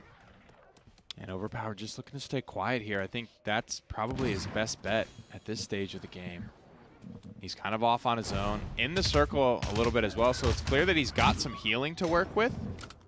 And he's really in the zone, to squeeze out every single placement point. Maybe he doesn't want to give the elim credit to someone else. If he's going to die, that could definitely be part of it. To the fog at this point. Wouldn't be too bad of an idea. I think he did. Yeah, he's gone. That's what he did. Just like he just went quietly into that good night. In the blink of an eye. Peacefully in the night. That's the best we could all hope for. Oh, I got a little dark. JJD, the last member of Team 14, and surrounded right now. It's the cops. Come out with your hands up. But it's two different precincts. Team 2 and Team 9. Both here. This is our jurisdiction. JJD. No! Don't take our investigation. JJD will be cuffed by Team 9, though he did end up taking one with him, so not too bad for the lone member of Team 14, as now it's left on a 2v2. Into the monsoon goes this member of Team 2, and Buddha now left standing. He's able to get one, and Collision has been chicken, but Buddha doesn't know where to find him. Down the hills, checking rocks. Mount up. Mount up, brother. This stage of the game, get it tracked down quickly. You don't have much more time to work with. Collision's going to be up. In the next 10 seconds, he is up. He is looking to stick some heals now. But Buddha is so healthy. Buddha is so healthy that you're going to need to hit this snipe if you're Collision. Good patience there that he doesn't end up firing that off. Buddha hits him, though Collision with that snipe was beautiful. Okay. Collision now going to hit that reload, and now out of healing. This fight is getting closer, though. You're right. Collision out of healing. And dragging your feet uphill. Even hits the headshot. But just full close, gold man. armor potions in the late game, and then the golden slug rifle. It's just too much to fight against. It's such a good play by Collision to hit 2 shots back-to-back. The second one was a headshot. Yeah. If that wasn't a golden helmet, that could have been his, but Buddha able to hold his ground, absorb the headshot, and deliver the finishing blow with the slug. They take round 3, halfway done now. So we get pretty close, but yeah, the elims felt pretty spread out that round. There didn't Honestly, see. yeah. I mean, we'll have to wait and see with the standings, but it didn't feel like anyone had that big 15th elim round. No, I don't think anyone really dominated, especially when you've got, lone wolves and a lot of teams of 2, teams of 3, not a lot of teams of 4 going into that late game. You had a lot of heavy hitters drop out fairly early on. You've got Overpowered nipping at a couple of people's heels. Oh. Allegro squad picked up 15 elims, 29 Quietly. under. Gentle Giant and his homies scooped 11 for 20 under. So you're still seeing 2 teams, I think every game so far, we've had go at least -20, swinging pretty big on the boards. And that's 2 in a row for Allegro squad, if I'm remembering correctly. They were 3rd place, now jumping to 2nd. But Gentle Giant, I think they've been top 2 every single round. They've been so damn consistent. They've been 2nd every single round because they don't have a win. I think they have been 2nd place every single time, if memory serves. They have been top 3 every time. They've got the most elims right now. And that's where that, instead of going based off Crown Royales or, whatever you want to say, it ends up being better to just go for those elims, man. Even if you get 2nd or whatever it is, you end up being in a much better position. Yeah, because with only 18 teams, only 18 placement points at worst for you, that's about it. That's all you can really worry about. And look at the jump there from Allegro and the boys of Team 11. Pretty hefty jump from 11 to 3rd, 3rd to 2nd. And now they're going to go ahead and work their way towards 1st. Now, we do have a bit of an adjustment to make to the scoring. Apologies for that. We'll bring that up in just a moment here. But this has been an impressive showing from Gentle Giant and his team so far. And you mentioned Allegro 11th overall after round 1, but just 2 rounds are able to jump up to 2nd. So if you're rooting for, let's say, Team 4 and I Hold Shift and all those dudes, you've still got a lot of potential here for them to jump up pretty quickly. Yeah, you've got, 2 teams, like we said, 20 under or more every single round so far. So you're looking at a couple of big swings, 60, 70 points potentially still on the board to swing around. And then you've got, it could be a bad finish for some of these first place squads. Right. And I think we were a little bit more on there. Nobody over 10 eliminations. Yeah. We had a 6 and an 8. But overall, I think a bit more spread out. But look at Luffy's team. They finished 9th overall, 9 elims for them, though. So they end up 14 under for 8th, 11th under for 7th. Yeah, that's huge. So it still ends up being Buddha and their squad that gets the $1,000 bounty for round 3, but no big 15 elim game. But still looking about the same here for the overall standing. Still Gentle Giant sitting at -54 overall. Luffy TV and his squad now in 5th. After that performance, Buddha, the winning team that last round, sitting in 4th. 6 teams under par. I think that's really the name of the game. So meaning they're basically in the running here. They could be first place after just another round or 2. We'll go back to the graphs now with our revised standings and scores after that couple of rounds. Still the big jump there for Allegro and the boys, but consistent. You're right. Across the board, 1st and 2nd, have been 1st and 2nd every single game. Top 2, Prince Danny and that team looking pretty solid thus far, but still need to find that little bit of an edge over Gentle Giant and their squad. We've been so focused on where Shift and Kefri have been dropping. Yeah. As we go into round 4, I'm interested to see where Gentle Giant and those dudes have been dropping because they've been doing great so far. But halftime is upon us. We're half of the way there. 3 rounds in the books, 3 rounds to go. Do you know who's performing our halftime show? Hopefully Joe Bro. Bless Joe Bro, dude. I'm hoping that it's him too. We'll be right back with the last 3 rounds of this week's 10K Invitational. Welcome back, everybody. Halftime now complete. Thanks to Joe Bro for some wonderful music there. Did you look at that Forge, by the way? Oh, yeah, look at it. Hey, what's up, Forge? How you doing? Great Forge. Hey, what's up, Love chat? that Forge. Oh, Forge? Oh, there it is. Dude, there's the Forge How over did we there. miss that? Look at the Forge. Hey, look at that Forge. Slaps through a Forge. This bad boy can spit out so many legendaries. You cannot believe the amount of armor potions you can put in this bad boy right here. Make sure if you guys are having fun watching, you want to get involved with Realm Royale, you might be saying to yourself, hey, Aggro, how can I download Realm Royale? Well, good news, random chatter. Just go to Steam. It's free. Just go ahead and search Realm Royale. Maybe you want to, I don't know, get involved with what's coming up for Realm Royale. A lot of big changes coming to the game. You might be asking Pretty Hair, hey, how do I get involved with the public test server? What would they do in that situation? Oh, they would just simply scroll down the store page, which they've already downloaded for free. You can see both the free-to-play game as well as the PTS. Click here to install it now. And then you just click there, and you have it. You did it, and go ahead and pat yourself on the back because you did a great thing that day. Huge gamer. Usually us gamers, you have a big day where you get a lot of stuff done, you feel really productive, you just feel real good about yourself, because let's be real, it doesn't happen that often. This will be a way for you to feel very productive. If you just download Realm Royale and the PTS on the same day, you did enough, all right? Just kick back, relax, and play some Realm Royale. You've earned it. So like you mentioned, I think we got to watch out for Gentle Giant and his squad now as we load in to round number 4. We're past the halfway point, over the hill, over the hump. It's a Wednesday. It's hump day. So we got to get our way through this tournament now. A lot of focus up on the Badlands, but we got to watch Danny and his squad. We got to watch Gentle Giant and his squad. I see JJD and Clow over there. They're always a lot of fun to watch. They're chilling. They've been dropping differently than where we've been kind of focusing ourselves, which again has been at the Badlands. This is a pretty good Badlands Zeppelin, if you will. It's certainly one that can drop you right there, should that be where you're going. But there's Gentle Giant, Team 9, heading down towards the southwest, maybe towards that Lost Forge. That's where Prince Danny has been going quite a bit, is towards that Lost Forge. It's hard to read where exactly they're going to stop. I mean, when you dive out of the Zeppelin, you can only make it, I don't know, like 2.5, maybe 3 if you're stretching it, squares or kilometers away from the Zeppelin. So no one actually makes it to Lost Forge there. Danny and his squad will stop at the Forbidden Swamp, settling for the swamp, and can work their way up should they so choose. But here at Trinity, there's a fight between Team 13 and Team 2. Now, Team 2's been looking pretty good so far today, near the top of the standings, so one to watch out for. Buddha was making some plays towards the end of that last game, was the one who ended up getting the victory for his squad.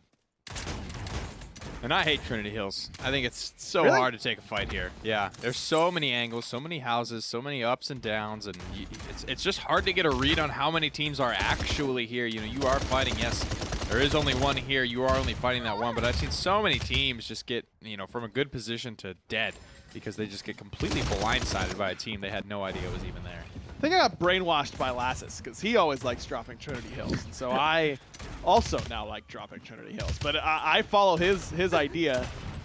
Actually, I'm not going to tell you where I dropped Trinity Hills because I don't want all you nerds going there. That's my part of Trinity Hills, all right? Stay out of it.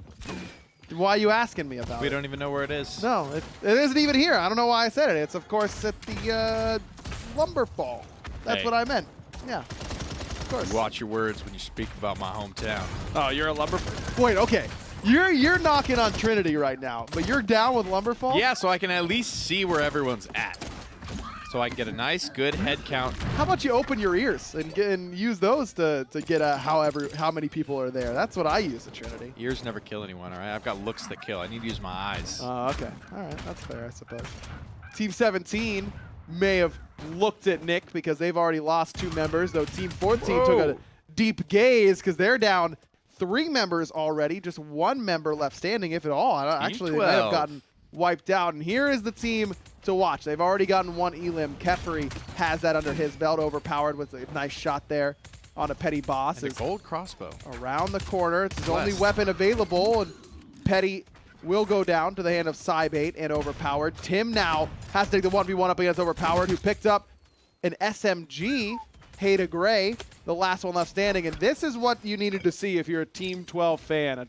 A clean squad wipe here right next to a forge. Yeah. They can forge up, get a lot of farm, get a lot of loot, and put themselves in a position to win. It's such a weird dynamic not having them be a force in the late game, especially when you come off a tournament.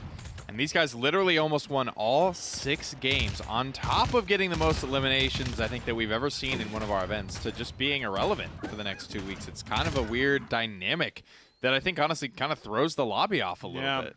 Well, as we mentioned coming in, Kefri was away on vacation the last week, so they haven't been able to play together as much as of late. Maybe that has messed with them a little bit, though maybe it's just there is inherent randomness in Battle Royale. Sometimes you're just not getting the same drops that you're hoping for in those sorts of areas. The kills coming through here for Team 15. They look to clean up the old manor. Just 1 more kill stands between them and a peaceful village. How they can loot Forge to their heart's content. See, I don't like dropping an old manor. Like I have never. I think I've dropped here once. Places like this, I feel like, are too difficult to track down where everyone is and how many are really there. I'm just a little offended you talked about Trinity Hills that way. Trinity has just so many people, which probably contributes to part of the problem. Sure. But I mean, there's so many plateaus, so many houses, and so many people there. Old Manor, yeah, I agree, but I don't think there's just many people that dropped. I think you're likely to see 2, maybe 3 teams there. Whereas Trinity could be as many as, 6 to 10. All easy for me. I don't know. Team 6 coming up here on Team 2, who has started foraging as they claimed the crown of Trinity. But and now only 2 members left alive for Team 6. Got their eyes set on the forge here. Some good poke damage go out onto, very good. Onto Switch. Oh, wrong way. And it's just a prank. That's a yikes. That's just a prank, but still not enough to withhold Team 2. Switch very low, but just has all the protection in the world. 3 full health bodyguards sitting between him and Standen, and now he's healthy and Standen is not. What? That is not the fight you want to take. Out of all the decisions that could have been made, to watch your friend do that, get obliterated, and then like, I want to try that.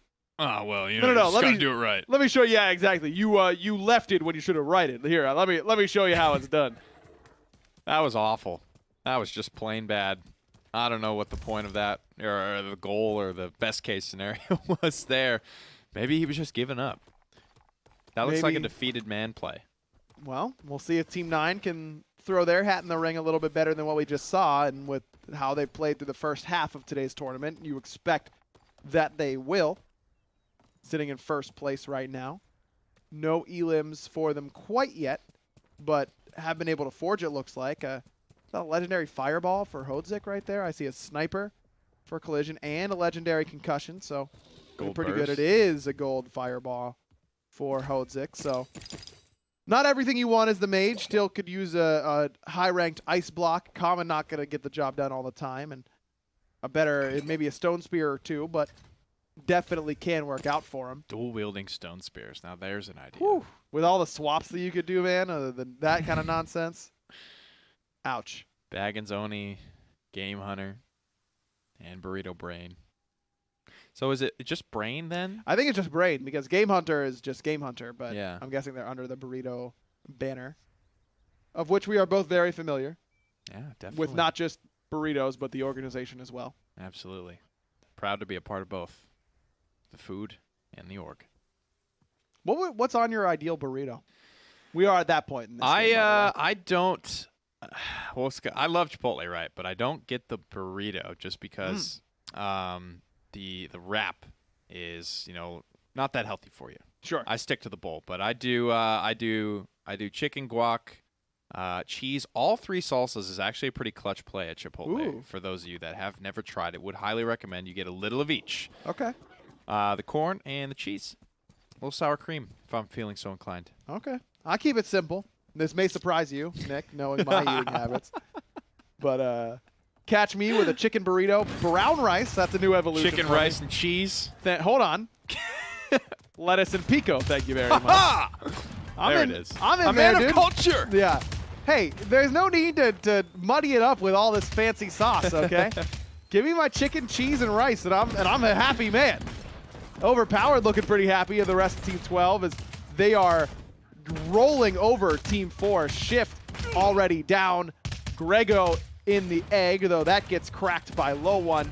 Void and Heavenly, the last 2 members of Team 4, and they will be the last of Team 4. There's no way Void's able to escape out of this one.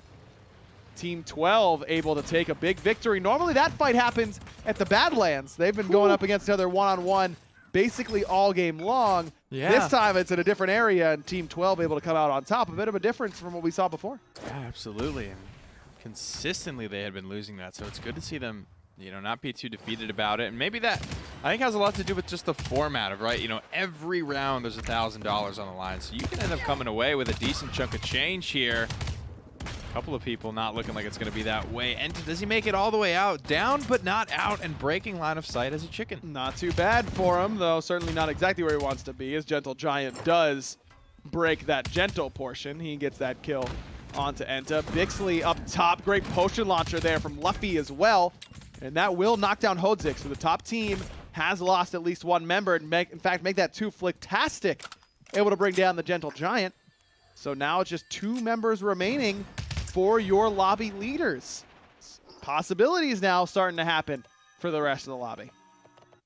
And I think when you see those big kills go down in the kill feed, you get a little bit inspired and a little bit more hopeful for yourself. And Flicktastic, trying to live up to his name, goes for the pixel perfect flick, but when you do that, sometimes you do clip the tree, clip the doorway, clip something. But he's looking for just minimal time being exposed, minimal time peeking. All right, if I'm naming myself Flicktastic and I hit a good flick shot on stream, you already know I'm saying, wow, that was. And then I'm going to zoom into myself. Zoom. Yeah, Flicktastic, and then right back to it. Yeah. If he's not, then he's missing out. A little sound effect or something going on. Ooh, yeah, well. Like a special little scene that plays whenever you hit one. It's all good, baby. Stream consulting service here, by the way, from me and Nick, if necessary. Alternate pretty low. Dolphin just on the precipice of being cracked, though, still up. Alternate gets chickened, but Mopork and Slick able to bring one down. Alternate and Dolphin do end up falling as Slick here able to get that shot on a zombie unicorn. 1 man in and 1 man out. Slick's out of there, at least momentarily, though. The chase is on. Allegro able to come in and clean up. Team 15 get the scraps of that fight.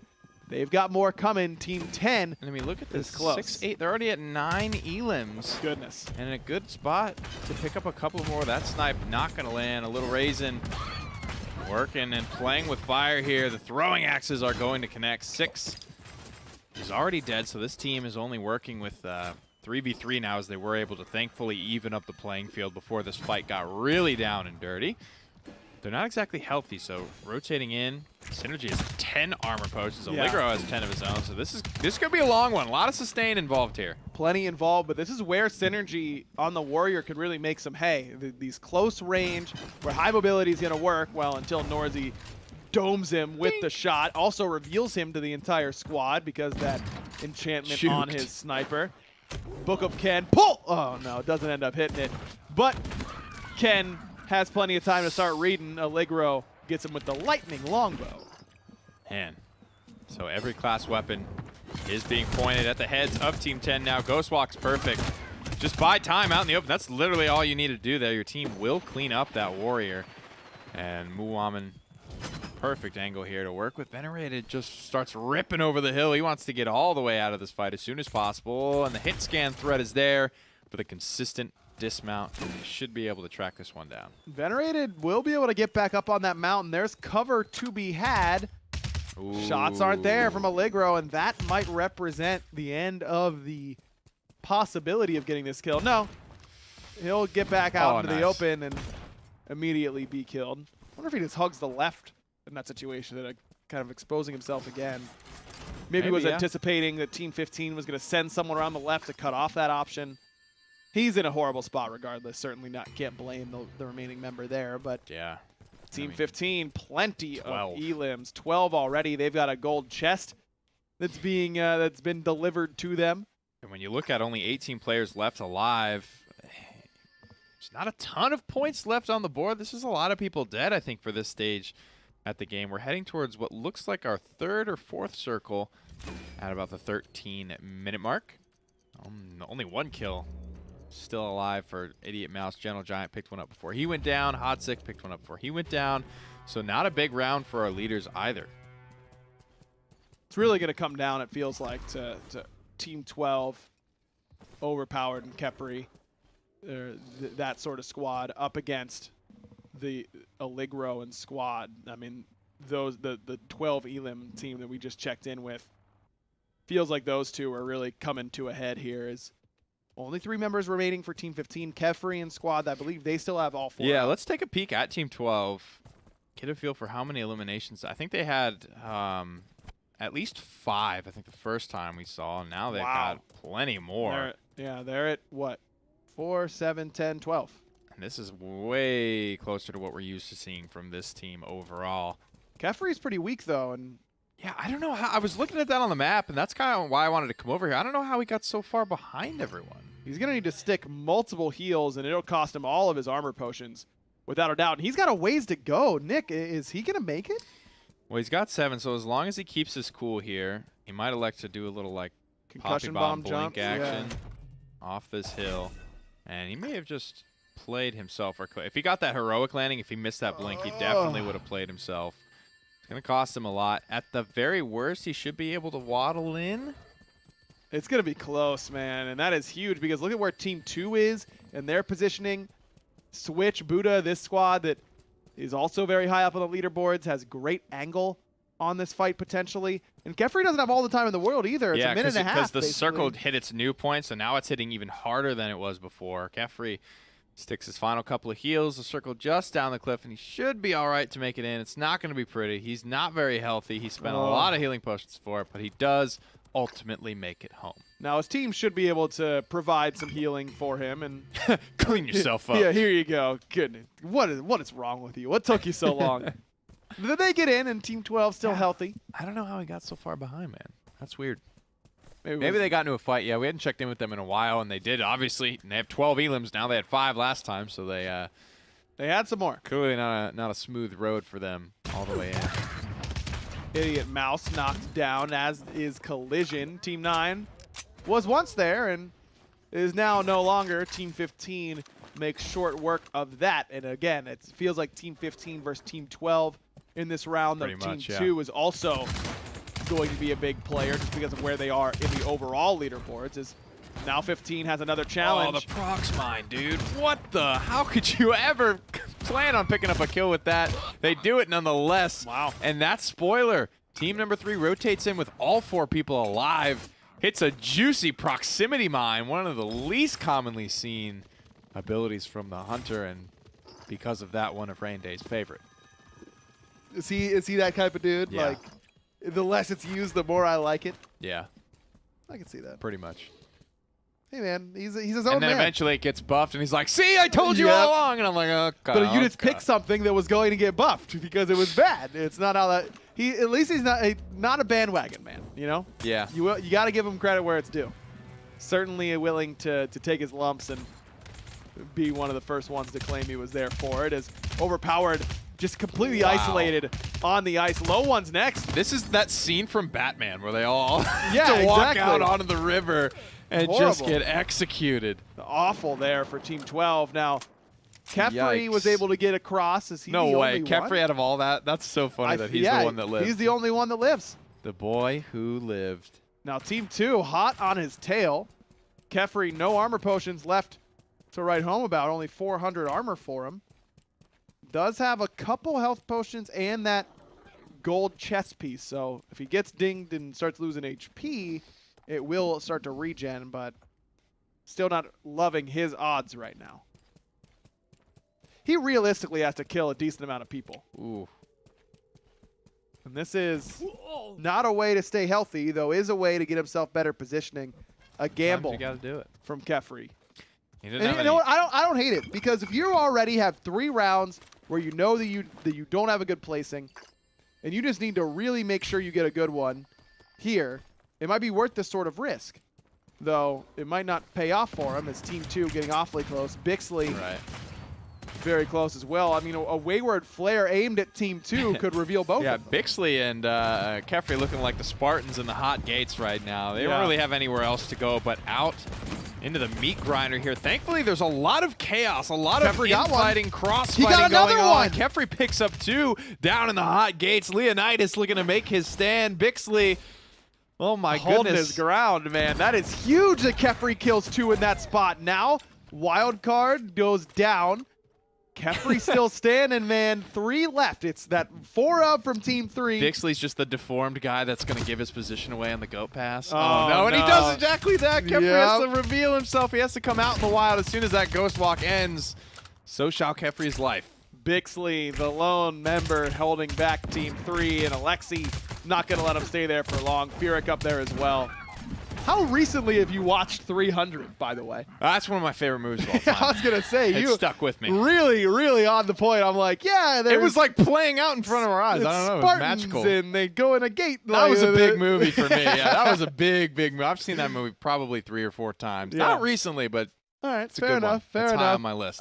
We had a moment like that on Smite where there was someone named White Goodman, and my dodgeball references were just. I mean, it was in my wheelhouse, man. That was my 300 moment for you. But Kefri is able to pull out the victory because of those 2 elims. Man, never give up, never surrender there. Makes a really, really tough Wow. call. Sacrifices what little armor he had left, the rest of his healing potions as well. That's amazing. And locks it down. 14 elims in the 3rd place finish. Puts him 1 point above our 3rd place team, Allegro, who, just looking at the scoreboard, they, like I said, we're in 3rd place. Smaller and smaller margins are creeping up. They jump from 3rd to 2nd now and are only 13 behind 1st. Only 2 rounds to go. Kefri now on that front leaderboard. He's sitting at negative 15 with his squad. And sure, 40 down, but 40 is doable In 2 in rounds. 2 rounds. It does require that a lot of people ahead of them wouldn't have big rounds, and that looks Right. less likely, but it's not over yet. Well, that's what's so interesting, right? We talked about how that team having such crap rounds the first 3 throws off the lobby, right? You're seeing these new teams that you've never really seen do so well before because it's not Kefri overpowered Saib and Low killing everyone else in the lobby. Well, they might have to do just that if they want to take home the biggest portion of today's $10,000. Remember, if you win a round, you get the lowest score, not just getting the Crown Royale, but getting the lowest score overall from that round gets you $1,000 as a team.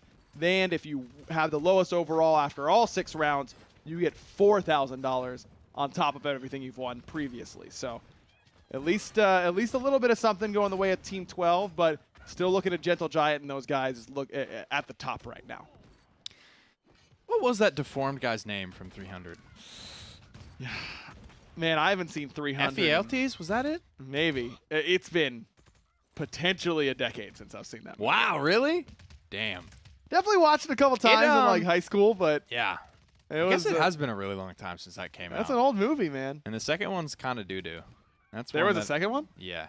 That's Oh. one I think they could have left at. Was it 400 or 200? Like which way No. did they go? It's like, you know how basically at the end that it's that Spoiler alert, captain but who lost continue. the eye, who's like basically telling the story of 300 to Right. the 10,000. It's like when the 10,000 Spartans went and fought Oh, the okay. kingdom of Oh, that'd be kind of cool. Artemisia's army or something like that. Yeah. That sounds cool. It wasn't good? Yeah, it was okay. It just Alright. it wasn't Gerard Butler, it wasn't the boy, it No wasn't one- the lads, right? Did anyone get kicked into a well? No. Oh, what's the point then? Or off Did the their cliff. arrows blot out the sun? Oh man, now I just want to watch that movie again. All right. Well, getting right after this, we only got 2 rounds to go, so we're getting closer now to the conclusion of today's 10K event.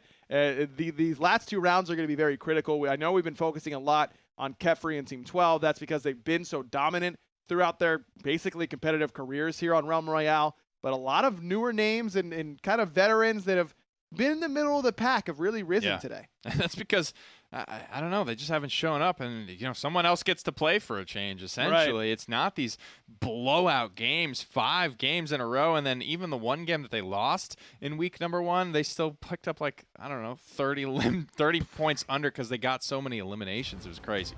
Absurd performances from them historically, and they're going to need to replicate some of those in our final 2 rounds if they want to take home that $4,000 in addition to whatever they earn over the next 2. Already have $1,000 in the bank. Now, last time, the southern part of the map has really become the focus, I think, for a lot of teams. A lot of Forbidden Swamp landings for Team 4. Team 9, of course, has been kind of closer to the Jade Gardens. But not a whole lot of action towards the top right side. 2 teams will fight at Old Manor. Maybe 2 teams will fight at Ice Haven. But it's not a whole concentration there. So a lot of teams may start to head on over. I wonder if it's like a psychological thing. I know that a couple of Paladins maps got redone because the blue was scientifically oppressive to look at or something, subconsciously, crazy. people just didn't like looking at that or something. So they just recolored a lot of the icy maps and made them less blue. I don't know if that knowledge or that little nugget of Wow. goodness has transferred its way over to this map, but you're right. It's just very sparse in the overall Everfrost region. Well, I mean, you look at like what the assassin's wearing. It's not very warm. You know, It's a big part of it. Maybe it's just a little too chilly. Who can shoot with their cold?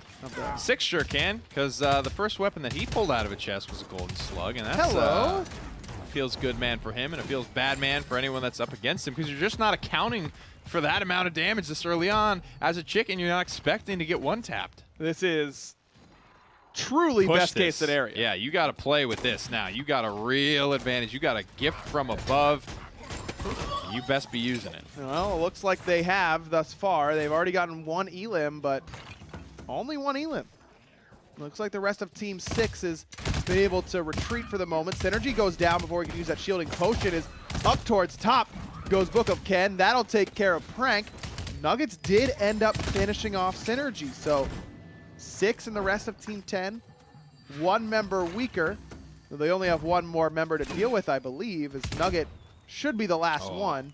Nice shot there from Ken, straight to the shins. That's good connection as well, and that's going to be another kill picked up. Danny picking up Brain. The boys fighting at the Forbidden Swamp. Looks like 4v3, everyone's still healthy here. Could be a clean sweep for Danny and his squad, one of the front runners in this event as well. It's just a matter of tracking them down. They've already got them scattered. Counted to the 4 wins here in the swamp. If all goes according to plan, this one should be cleaned up. Ooh, Game Hunter dismounted as he heads in. Danny very close, and Game Hunter's so weak that he's really just looking to set up his teammates to do some damage. It does do so fairly well. Zap lost about quarter armor and a third HP. Not bad by Game Hunter, but now Baggins and the rest of Team 8 owning light as well. Are they just hoping they forget about them? I don't think that's gonna happen. This is where I'm, you know, what's best case scenario there? You may as well have just committed with Game Hunter to try and, you know, maybe bail him out. Right. That, you know, either that is the best case scenario. You kind of win that fight by some miracle and bail him out, or at least pick up a couple kills on your way down instead of splitting up, sitting still, and waiting for your executions one by one. Baggins may have been able to execute the plan though, which is be forgotten about. Kind of hide. Still was there and didn't look. It looked like Team 7 was going back to looting at the time, so may have worked out for him. As 16 all locked in this one room. Blink forward by Timmy, gonna meet the whole squad. Already loses most of his HP as Desert Took is trying to come from that bottom side. Will mount up and try and get a better angle. Ozzy won't let him. Good shots there onto the Warrior, though returned beautifully by Desert Took's teammate. 16 starting to push out. What a fireball there from Applesauce.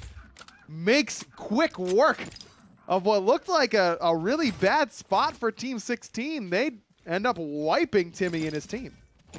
Pretty hefty rarity as well. Epic. A lot of good firepower across this squad. Purple Burst, Purple Crossbow, the Purple Fireball coming through, having large impact there. Ozymandias, his firepower isn't great, but he's got 2 epic pieces of armor already out of the gate. As this circle, we've had a lot of these, I think that's, you know, almost 3 in a row now. We're ending up in the Everfrost region. Not a ton of the circle off in the ocean, but this has led to more players dying quickly in these games. Only, you know, 15 to maybe 30 players making it, as opposed to the almost 49-ish we saw in the first game. Though there are a lot of people already pretty close to that circle. It's really only Team 7 and Team 4 who have a really long ways to go. Team 3 is towards the south. Honestly, that's a lot of people dead for only 4 minutes into the game. Yeah, it is. Already down to below 50 to go, as we might find more. 16 running up on Team 12. We're going to try and siege this building. Applesauce has that fireball, which already is nice and bloody after their last fight. Got a lot of blood from it. Team 12. Bloody balls, you say? Not me. Aggro would never say that. Never in a million years, dude. Okay, does he commit the sword to go up into the window to get his right shoulder with his Purple Burst, Purple Fireball? It's a big question here. What else is Applesauce looking to do? Yep, what can he there do? he He's going to goes. commit. Goes up onto Kefri, drops the fireball, but Kefri's just too clean. He turns around and puts him in the dirt. Unbelievable from Kefri. Must have been a 180 snipe. The only way that ends up bringing down Applesauce. And now he's hunting for more. Snipe doesn't land that time onto Ozzy. Ghost Walk and back to safety goes Kefri as Ozzy eventually falls overpowered, able to crack that egg. And Airy on the run already. Chicken Rob just the scraps to be cleaned up. I thought that was perfect timing by Applesauce. Yeah, right in the chaos as well, Yep. but such good awareness from Kefri. Paid attention to his directional indicators when he's getting shot, which some people do a really, really bad job of. Getting shot out in the open and stuff like that, it's really easy to get lost in the chaos about where exactly your threats are coming from, but zero hesitation there. All of Team 12 makes it out alive. Incredible execution of that fight there, and that's kind of why they have that reputation going for them. Unreal by Team 12, and it wouldn't be a Realm Royale 10K without a little bit of drama near the end of the of the rounds. All right, I'll love to see it. Team 1 trying to make a play, make a push. They were front page not too long ago, but even if they aren't gunning for that #1 overall spot, just a round victory will get any team $1,000. Not too bad. Play a couple hours of Realm Royale, get $250 a piece if you only win one round. Not and some bad. streamer loot about to be dropped off for them. Why, thank you. Right on top of it, indeed. These chests much better nowadays than they were in the past. I know. And they drop so much more. Now, as you can see, the Stone Spear comes out, the boots, there's armor potions, chances for abilities. A lot of things can come out of those airdrops. They're just way more worth it, frankly, nowadays. I don't know. I kind of like that because the airdrop just doesn't. It was nice, but only dropping the legendary regular weapons. Yeah. Like sometimes you didn't really And how want them. strong the class weapons were out of the gate as well. No one really even played with the Right. standard legendaries. Right. So now you had that opportunity. That And it was always out in the fog, and you really had to take some Always. damage to go get it anyway. and you're like, did I really take all that damage for this? Now catch me running into the fog for any chest at this point. Because just take a look at what that mage got. A legendary Stone Spear and a legendary Fireball. Yes, please. 0 to 100. Real quick. Hey. Team 9 looking a little upset up here on this mountaintop. The tower looks to be clear. Team 4, Team 5, and Team 11. Oh, boy. Team This is 5, going to get awkward. My dudes, I am sorry to inform you. This is the rejection letter for moving on deeper in this round, it feels like. We regret to inform you that you are in the middle of two teams that are likely going to end up wiping you.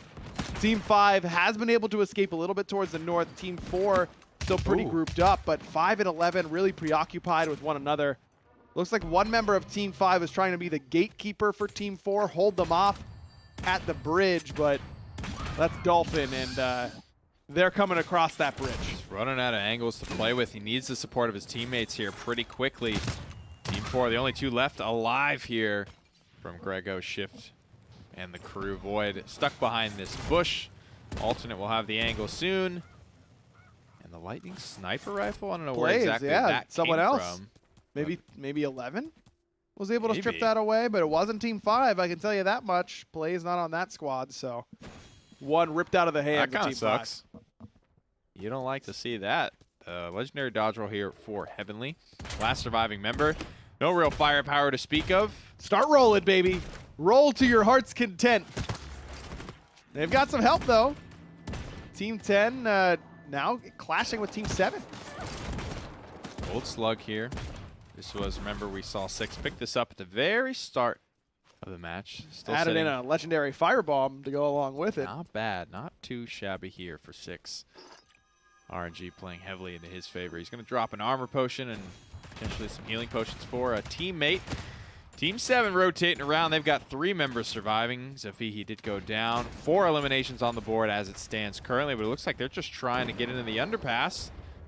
A little bit of shards to work with here, but may just be passing through. Trying to get some cover from Team 12 in particular because they lost Zap to the shots from Kefri and Team 12, who still up and kicking and looking pretty good on elims already. 6, though.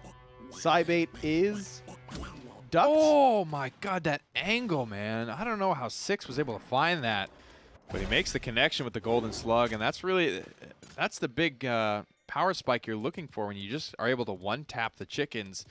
It's so nice because you can steal kills so easily. Wow, Look how did far. he? Yeah, that's what I'm insane. saying. He was right about to lose line of sight. Cybate probably pretty upset with that one. 6 feeling it after that one without a doubt as he looks for a little bit more with this golden sniper shooting towards Team 12. Kefri trying to get into that underpass. Good barricade. This is what you want to do against snipers from this range. Great fireball as well. Six is doing pretty well for himself this round.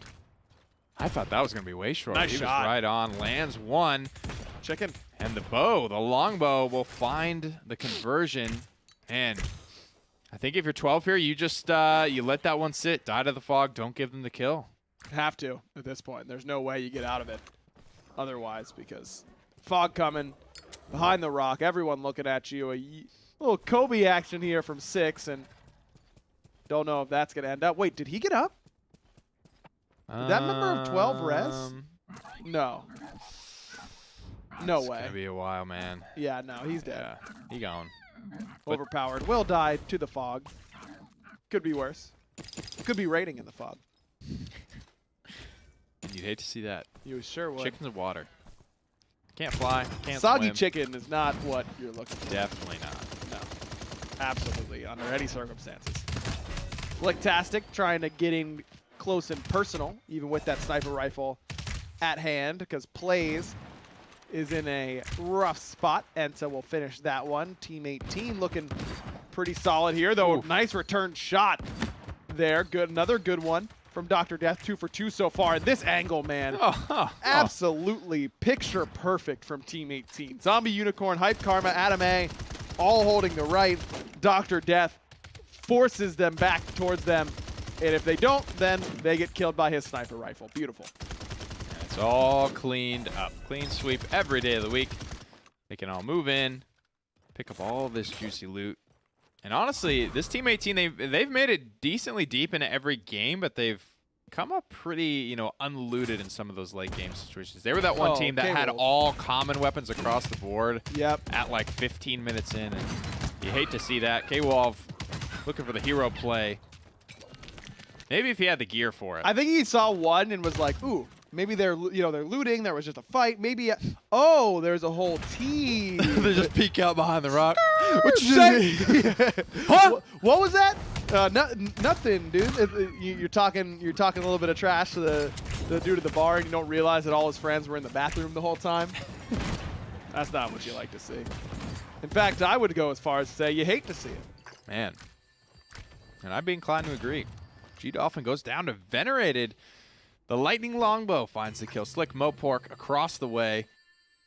Looking like there might be one other member of Team 5 there. There it is, alternate deep in the back line there, just behind a bush. And it based on where that flare went, they are onto him, I think. They realize Team 5 is a little bit split up right now. Can you imagine the inhuman strength it would take to shoot a longbow with no drop farther than it is a sniper rifle bullet would drop? Like a sniper bullet has drop on it, but this longbow is just like you must be an absolute behemoth in order to wield this. Yeah, man, I don't know. Especially as it's like a recurve style bow. So it's only like so strong that those can even get. Right. But it's the Realm. That's right. It's the power of the magically the enhanced, ambiguous Justin Bieber haired hunter. Looks like about 120 pounds soaking wet. No one knows how he does it, she does it. There's so much strength. 2 HP, not even close. No, not even concerned. 1 more HP than he needs. Venerated. Still not afraid. Roll behind the hill. Oh, there's loot down there. Maybe I should go and get it. Honestly, it would be good because it would reset him. It'd bring him back up. He's better off, yeah. Better off getting chicken and surviving at this point. If I'm Venerated, I'm dipping my toe in the pool and trying to get back up afterwards. Though I guess with these healing potions. And you never know if anyone's coming close to you. It's an easy way to throw around, but one to consider. Right. Bone and the rest of Team 3 now taking a up close and personal fight on the Spire. Mimu getting some slaying going on here as Allegro goes down, and that's a top-ranked team right now. These leaderboards, don't know how many elims they had, but they're not getting a whole lot more. Whereas Gentle Giant and Team 9, your leaders through the first 4 rounds, still up in A-OK, though without any elim. Well, with 1 elim to their name. Loa managed to pick up another kill as well. All of Team 12 looking like they're stacked on top of each other at the time. It's only Kefri and Low One left at this stage of the game. They've got 7 elims, so not bad. Definitely better than they've done as a whole today, but they really need to do a little bit better if they want to keep climbing, and they definitely need a little bit of help. It doesn't help that Hot Sick Gentle Giant, they're all still alive. But this is where, if you can make plays, if you can knock them down, Oh, no. then you can put yourself in the conversation, though. Catastrophe. Low One killed quickly by Alexi. That leaves Kefri, the lone wolf, for Team 12, and he is being hunted like one. Bone does knock him down, so no more elims for 12. They finish with what, 7? They were the 7th team, Yeah. and now with their minus 14, so minus 7 on the round by my Not bad. admittedly rudimentary math. Not bad, but not big enough, I don't think, to bring them back. I don't think so As either. it stands currently. Fog going to start moving in now, but we are actually moving away from Old Manor. I don't know if we'll actually end up finishing inside the city limits. Team 10 already outside on one of the few hills left. A couple of people chipping away with hit scan weapons. Not a lot of elims for this Prince Danny and co. Only 4 on the table as it stands. They are, I believe, 3rd place headed into this one, so they need to go big as well to try and close that gap, climbing back to 1st place. Oh, Team 9 gets routed all of a sudden. Who was that? Who starts putting some shots in? It was Team 7. Danny's able to get one. Another for their squad. Now they lost Insom to the Chicken. Zap's been dead for a while, so that'll probably put a damper on their aggression for the moment, but still in a decent spot. We'll have to move depending on this next circle potentially, as Team 10 certainly hoping that the circle starts heading a little bit more towards the suburbs of Old Manor and towards the west, but This we'll one have could to be wait and pretty see. tight. A lot of people floating around that, Right 5 outside. to 9 elimination marks. 13 people still in the running in this game. Danny and his squad sitting on just 5 kills right now, so they're close, but need to go big here if they want to claim the $1,000 on the line in this round in particular. Venerated finding some good shots with the bow will actually claim himself a life. No, Cookie Man steals it away. That's Team 7 that gets a kill. Venerated again, down to 10 HP, right where he likes to be, apparently, at least based on how this game has gone for him. But great shot by Cookie Man. Good little tracking shot with that sniper.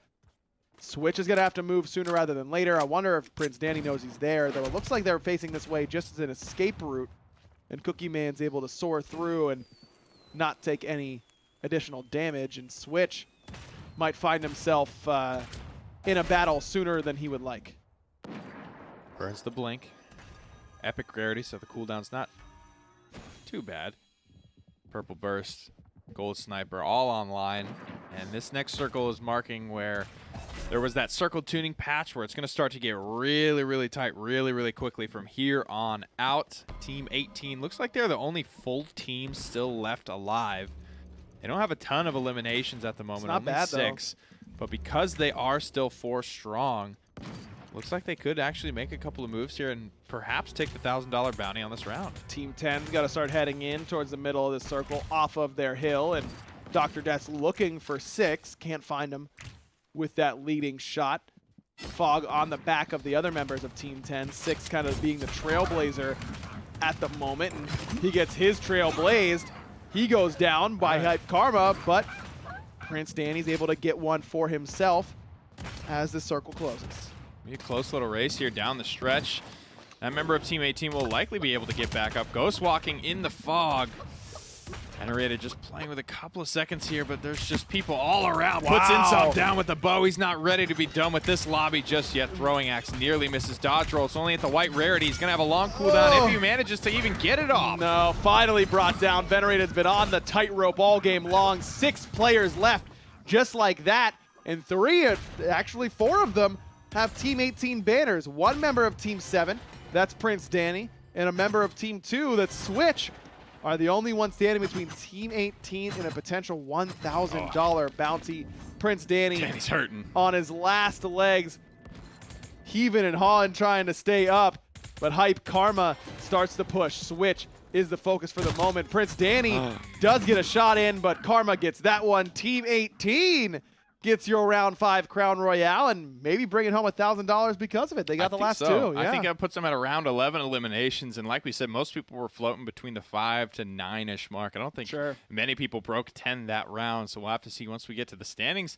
But that's a big round for them. I think that may be the first time that I've actually seen Zombie Unicorns team actually, take one of these $1,000, lowest score prizes. It was a really well played round. They cleaned up fights perfectly, and indeed they run away with it. Actually, the only team above 10 elims. No one else even had 9.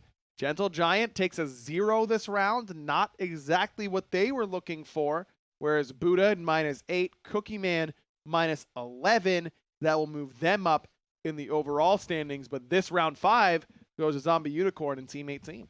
I think in terms of the overall, we're going to be in about the same place that we were. The margins get slightly tighter at the top, but overall, nobody having a great game, nobody having a terrible game through our top 8. So it's going to stay relatively the same. Kefri, 32 behind. It's going to take a big, big game and maybe a little bit of help from some of the people leading there. But I would say everyone between first and roughly 6th place have a chance at taking the whole thing. Gentle Giant still in the lead. They've been in the lead since round 1. It's been consistently them in first place and consistently Cookie Man in second place, if memory serves. We do have graphs that we could show you potentially later on, but this has been a pretty consistent showing in the early game from now into the final rounds. But this was the shot from Kefri. That is absurd. That's absurd. And he's one of the best at actually doing that. There's a couple of Assassin players that do feel comfortable using their sniper rifle. And there's almost like a curve you want to look at where the sniper starts to fall off in effectiveness as you get a little bit closer, but then you get to the point where you're just barrel stuffing people. Sure. And you almost can't miss. And you can actually be, especially right around peeking little doorways and stuff like that, or windows, be very effective with the sniper no-scopes up in a close range environment. Nearly was enough to bail Team 12 out of the dungeons in which they found themselves through the first half, but ultimately ended up falling. Team 7 had a pretty solid round for them. And there we go. There we got our rounds for you here. Does look like Cookie Man dropped to 3rd briefly after round 4, but have found themselves back in 2nd place after round 5, whereas a lot of these teams have been pretty close to the top throughout the majority. A lot of hand changing going on here. The margin pretty tight. I believe only 7 points separating between 1st and 2nd place. 30 points separating 6th place from 1st place. So still a lot to be decided here in the final round. We have seen time and time again, this team in particular, this 6th place team, they have to have the biggest game here, but we've seen them in the past have games like this, right? So it can absolutely happen. It's not over, man. It's not over quite yet. We're going to go to a quick break as we get ready for the final round of today's squad event. Don't go anywhere. We'll be right back. 1 round remaining. All the marbles, well, 4,000 of the marbles on the line. Some teams have already claimed 1,000 marbles for themselves. In this situation, I'm referring to dollars as marbles, but I think you guys get the point. You may ask yourself, how do we have so many marbles to give away? Well, where do you get a lot of marbles? Don't ask questions you don't want the answers to. Okay, I'm sorry. I didn't know it was so serious about the marbles. I don't kid when it comes to my marbles, boy. Were you ever like, dude, I was really into marbles for a while as a kid. I really wanted to. Is there a game like dominoes? Is there like a game attached to marbles that I don't know about? Yeah. It's like you like put them in a circle, if I remember correctly, and then you like flick them at each other or something. I don't know. I probably was playing around. Just made that up on the spot. Almost certainly, yes. That's the game that we played. That's the game that we played. Yeah, I guess you play like Chinese checkers with marbles. Play Chinese checkers with Chinese checkers, the pieces of the game that come with the Chinese checkers set that you bought at like the toy store. Yeah, but mine had marbles in them. Did yours? Really? Yeah. I never owned or have never played Chinese checkers. It was fun. It was kind of like I liked it more than checkers, but not as much as Othello. I was a big Othello guy. Never even heard of that either. Dude, that's a fun game.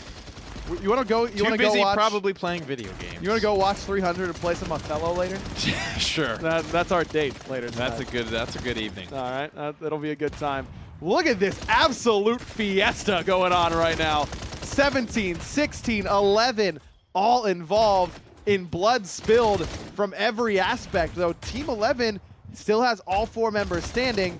And honestly, they've got some pretty good loot for how many people are around here. You expect things like what Rob has, a wayward weapon and a random ability. Team 11's looking a little better. Running out of HP, though. Applesauce throws up the wall, and just a real smorgasbord of abilities and weapons, none of which I'm sure he's really happy with. Plays has the purple crossbow, so he's kind of got the upper hand. Goochmob has a green burst as well. So Team 11 just, I think, got good RNG here out of the gate. They definitely have some firepower to play around with. Goochmob up on the fence here, getting a little bit aggressive, and no one's just, as you can see, scared of that assault rifle. They need to be scared of the slug rifle, if anything. Very much so. That was quick drop there. Is now plays, looking to be a little bit aggressive himself. Rob low, as is Ozzy, but Team 16 still has a lot of members up, Applesauce included, and here he comes from the backside. Wall there, not going to do a whole lot of good for him. Soar puts him in a bad spot, but plays can't find the necessary shots. He'll try and chase him down. Reloading that slug. Soar up on top of the rock. That allowed Applesauce to get some healing off, and plays now is the one who has to retreat. I believe that was Aspect who was able to knock down Applesauce. Maybe Goochmob, he was the one who finally got that kill. Team 11 looked a little scattered for a moment, but has since recovered and has won the fight. Last couple of shots there will clean up as well. Plenty of elims to go around. 11 makes it out with 6 in the early game. Of that, what was that? There was 3 teams there, so 12 people engaged. They come away with half of it. Love to see it. 14 teams remaining. Only 3 minutes into the game. That is a very, very blistering pace to have set. Overpowered already, feathered, and brought down. Synergy able to get that kill. This is Team 12 absolutely needs to be playing aggressive. You basically need a negative 30 here if you want to find the majority victory.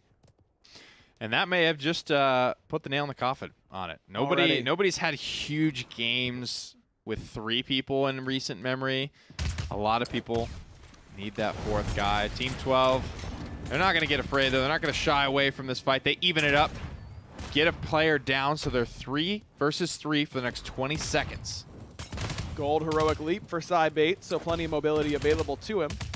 Still, it feels like playing it safe because, yes, one is chicken, but he's going to be back up. He's going to be back up very, very shortly. Kefri's got a legendary SMG, and call me an SMG hater, but I'd rather have just about any other gold weapon. It's kind of the conversation like we have with the shotgun, right? If you're up close and you're good at tracking, which there are few tracking weapons in this game, right? Kefri will be able to make good use of it, but you have to be exposed the entire time you're firing it, so we'll have to see what Kefri's able to do. He put some good work down on the Venerated, evening up the floor, but Team 12 did lose a player as well. Low one will be taken out of the game. Kefri taken out of the game, and Team 10 may very well just completely wipe the floor 4 for nothing. Impressive. Team 12 and the boys, they go down, and they will not be taking first place in today's 10K. Impressive play there from Team 10, Book of Cat and the squad. Now, Team 7, this is your second place team coming into this round, looking to break the base of Team 4. Another team that we had high expectations for that really has not been able to deliver so far today. Insom takes a big chunk and has to back it up, but Purple Slug will heal a lot of wounds in Team 4. All of a sudden, they're the ones who have to try and back it up and maybe even ditch this fight entirely. And it looks like it might be that way. Grego's already mounted up. Void doesn't look like he wants to let it go. He might be that guy that's just, you know, frothing and angry, that last friend you have to kind of pull away from the battle when it's all said and done, when you want to cut your losses. But 2v4, are they really just going to get aggressive on this? Last round, guess you may as well. Last round, you want to try. This team certainly not in contention for first overall, but if you're going to win that $1,000, we've been saying it all day long, placing doesn't get it for you. It's elims. Nothing left to lose if you're Team 4 at this point. What is placing 10th and getting +7 do for you now? That's the thing about squads. There's, you know, we had a, you know, in solos and duos, we had a maximum +20 you could get. In this squad, there's only 18 teams, so the worst you can do is the +18. There's only an 18-point swing for winning the game, right? So it is all about those kills. Team 4 looks like they might have a bit of a fighting chance here. Void does go down. And now Grego wants to leave. This feels weird, right? I mean, if you're committing, you're committing. He got one, and now he's the kid who takes a soccer ball home when he doesn't want to play anymore. 2v4 versus a 1v3. Big difference, for sure. Yeah, but At the same time, I feel you there. Grego now just has to play for himself. He may not even make it that far out of Fungal Forest. Hot on his heels, Cookie Man gets back up into the mount. Has a hit scan weapon as well. As soon as he gets in line of sight of Grego, who will be able to take him down.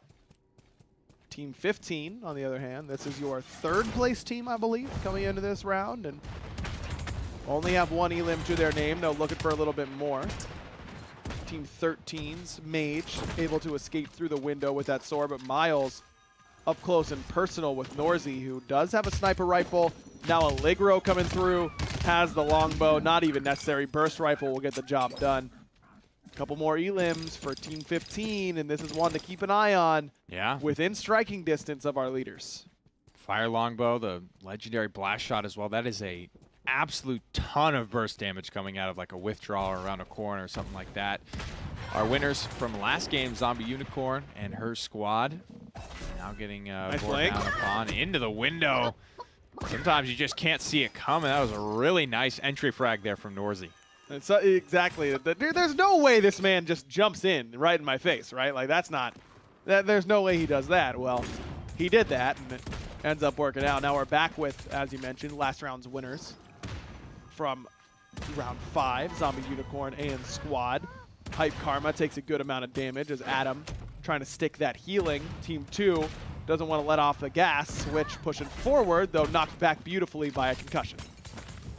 Dr. Death doing his best dance around the edge of the building here. Doesn't have a lot of HP to work with, as well as people bearing in on his window. Monsoon actually finds the angle, takes him out of the game, and now it's a 3v4. Buddha gets the knockdown onto Adam. Good healing potion 3v1 in order to get it going. And Team 18 hemorrhaging members right now. Only one left, and that's Hype Karma.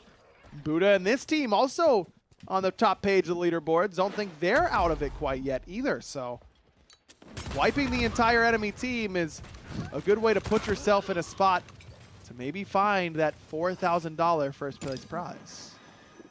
Team 3, 9, and 7 hovering around nearby as well. Could be the next couple of fights that we see break out here. And it looks like they are aware of Danny, who looks like this is going to be his last stand. He looks like he might just be electing to let the fog do the work instead of giving this frag and these points to somebody else. Picks up 4 healing potions, so that will buy him some more time. And the thing of it is, though, Team 9 can sit here all day. They've got all day indeed right outside of that fog. It's not hurting Danny too much, so you're right. He can buy a ton of time, but I do like what we're seeing out of Team 9. These are your leaders right now, trying to hold on to that lead. As Flair, we'll see if they're able to clean up Danny, but either way, 9 looking to extend their lead. And it's a pretty solid one coming in. Off about 8 points or so. Turns into 4 elims, so pretty solid lead. As long as they can get, what, 8 elims, you're basically safe. I mean, Team 10, only 2 players remaining, but they're sitting on 9 elims at the moment. So they could make a decent little run at this lobby here. The winning number for the last couple have been around 11 or 12 eliminations, somewhere in the 13 neighborhood maybe. So just a couple more. If they can just get a couple of picks as the game goes on, they might find themselves in one of those positions where, you know, you might end 6th place, 7th place, 5th place. Nice shot. But come out on top of the overall. G-Dolphin is cutting those chances down if he's taking shots like that. Ooh, great shot again from Team 5, but that one knocked out 6. Book of Ken now, the only member of Team 10 without feathers. So Slick gets sick, and now it's only Ken left standing for Team 10. You mentioned it, this squad did have a lot. Come back, help him. I don't understand. It's a 2v1. Like, clean that up. This is what you need. This is a gift. Yeah. They don't have that far to go either. I think they could have maybe cleaned that up, and they need every kill they can get because they definitely have a good shot despite only 2 people being left at this $1,000 bounty. Team 2, checked in with them earlier. This is Buddha and Squad now getting into some more danger. Down goes 1. Switch does get that kill. Was not claimed by the fog. And Gentle Giant, our leader. The last one left standing, the only one for his team. So now you'll probably see him play it very slow and just try and get incremental points by having other squads eliminated. But in striking distance, Buddha is one team that's looking up. Team 15 still alive as 4. Team 3 still alive as 4 as well. Slick does end up getting taken down by Furyk. I don't know where Furyk was exactly, but Book of Ken gets essentially bailed out of that situation when it's all said and done. He was that kill that I'm surprised they didn't end up hunting down there. Team 15 collapsing on Prince Danny. I'm surprised he was even still alive. Same, yeah, he should be count himself fortunate that he got to this point, though I don't know if it earned him any points. Don't know if a whole squad has been eliminated since then, as Ken able to get outside of that fog and should be able to heal up from here. Team 10 has 9 elims so far, so if he can just pick 1 or 2 up, that'll put him in line with what we've seen most winning squads come away with in their $1,000 wins, though still 5 teams remaining is really not that many. Only 14 left on the map. And like the 4th game in a row that it's ended up here in the Everfrost region. It's kind of funny, and you know, just the fact that Gentle Giant is still alive makes me think that he's probably going to be able to hold on to this lead. So I think at this point, these teams competing for that $1,000 bounty of lowest score for the round. 5 elims for Team 15. Certainly in that conversation if they can stay up, but Little Raisin will not be doing just that. He gets squashed by the opposition. Norzy, good shots from him. Chickens 1, and that might be the ghost side. Even though 15's a little bit weak without Raisin, he bailed Raisin out though. He's able to save his life. Good shot there. Just barely misses, but slug rifle in tow. Barricade pretty solid there from Mimu. Great to buy himself some time. I mean, the reactions here from Norzy man. are what is keeping him alive. He has maintained his armor. It's almost broken, but the reaction speed and the shots hitting are really, really impressive for Norzy. Alexi now the only member of Team 3 left up, and Team 3 got that fight off to a great start, but you're right, Norzy absolutely carried that in my mind. The Ghost Walk, I mean, he's holding 2 players there right over the ridge. Not sure who exactly bailed out Raisin, but the fact that it got done was really what's important there. Did he catch that? I know the flare got buffed recently, but it doesn't look like that buff. It did. Alexi discovered and now being chased very quickly, just trying to do what he can to put in some incremental damage, but that will bring us to our top 10. Raisin gets some revenge against Team 3. And you've got a team of 4. It looks like a team of 1, and a team of maybe another 4 squad, or a 3 squad there. It's got to be at least 3 is the max there if it's 4, 3, 1, 1, 1. Oh, no, it could be 4. I'm good at math. This is a team to watch, though. 15, they were pretty close towards that top end, and they're looking good, man. I mean, they've got 9 elims. I think that ties them right now, so, I mean, they're going to take it. There's no way that they don't get at least 1 more kill. They have to get at least 1 more. That will give them the $1,000 bounty most likely, but can they catch up to this man? Gentle Giant, staying true to the name, a pacifist now. Well, second place was only 7 points behind. Third place was not far behind them. They might be only about 13 or 15 off the lead. And with only 2 eliminations here, you know, that's not going to be too much of a mountain to climb, so to speak. So we'll have to see. Team 15, they're looking like the favorites to take this lobby.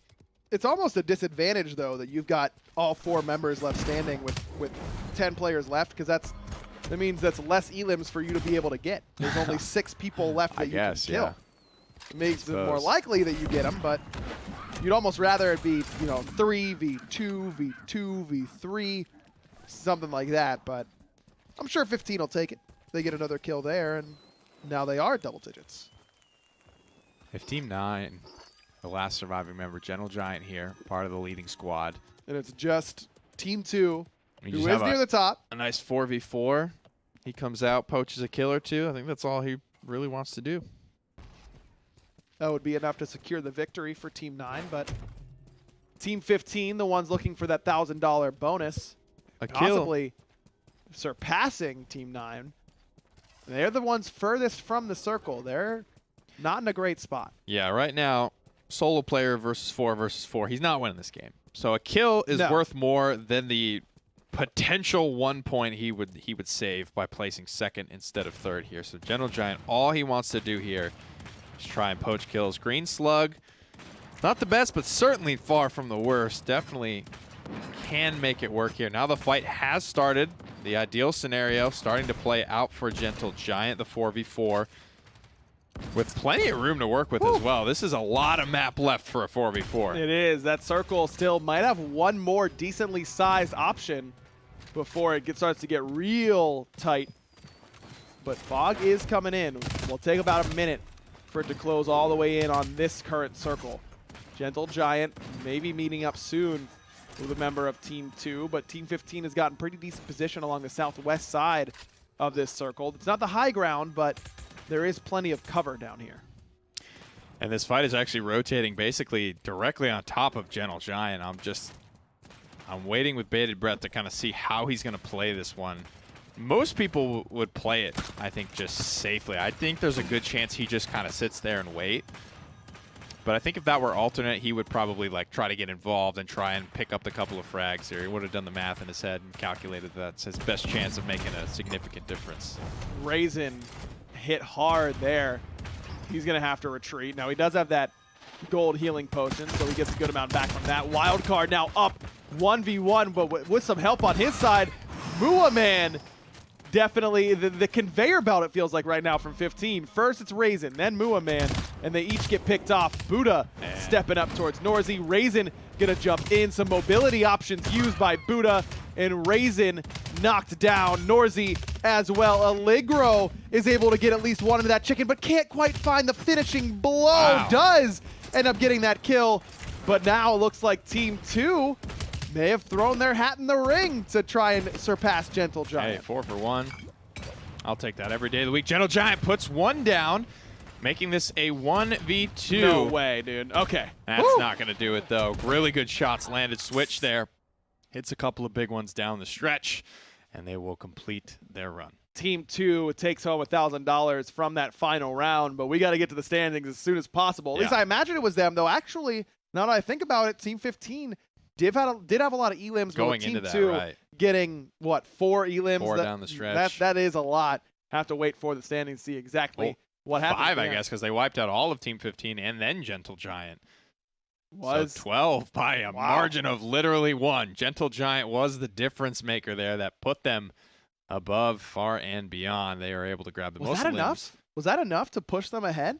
Because Gentle Giant only gets -2 I don't in know. that spot. It's going to be close. Like I said, I think third place was only like It little bit behind was by 4 points. a clutch performance from Team Oh, 2. man. Buddha and his team just able to edge out Gentle Giant. Look at this. It really is that one. If Gentle Giant kills one person there, it's a whole different story. It came down to literally the final moment. The big standout for me is that Gentle Giant was incredibly consistent. They get top 10 every round, but they couldn't find a Crown Royale. Or if they could have just, if Team 15 could have just not gotten 4 for 1 there, that would have been less kills going their way. My goodness gracious.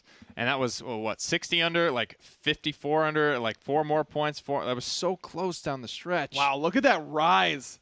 From 10th to first. 10th to first. That is every round, making headway, getting there. They come into that final round in 3rd place, and they walk out $4,000 richer. Gentle Giant and his team, you got to feel for them. They're in first through the first 5 rounds, and then just that little bit towards the end there. And again, I really just think is that they couldn't find a Crown Royale. They get top 2 a million times, but couldn't find that last little inch that they needed. What can you do? I mean, it was a lot of fun to watch, especially with the lead changing hands so many times. 6 teams really in striking distance into the final round. It's a lot of fun. Make sure you guys are practicing up for next week, though. Head over to the Steam page to download the game completely for free.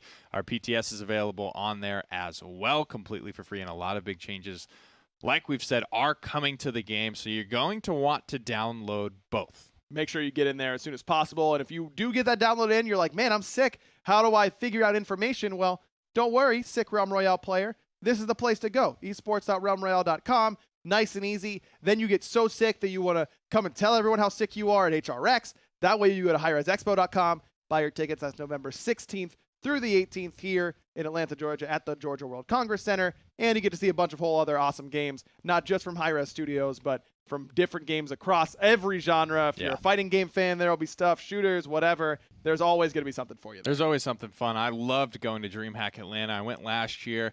I actually got to see Ninja play in the H1Z1 event before he was a crazy gigantic esports superstar. It was a lot of fun. Tiny Ninja. I always enjoy watching a little bit of Counter-Strike, a little bit of StarCraft. I don't know why I love StarCraft. I've never even been able to play it above a actual bronze level, but it's always fun. I have a good appreciation for stuff that I can't do. Sure. You can catch me at the Smash stage. That's where I'll be most of the time. I love watching Smash too. Another thing that I suck at, and I can't, perform, so I just enjoy watching it. Well, you'll catch us there, whether it's for Smite, Paladins, whatever, other games. Make sure you check us out there. Again, HighResExpo.com. Thanks so much for watching this week's Squad 10K gameplay, and we'll catch you next time here on Realm Royale.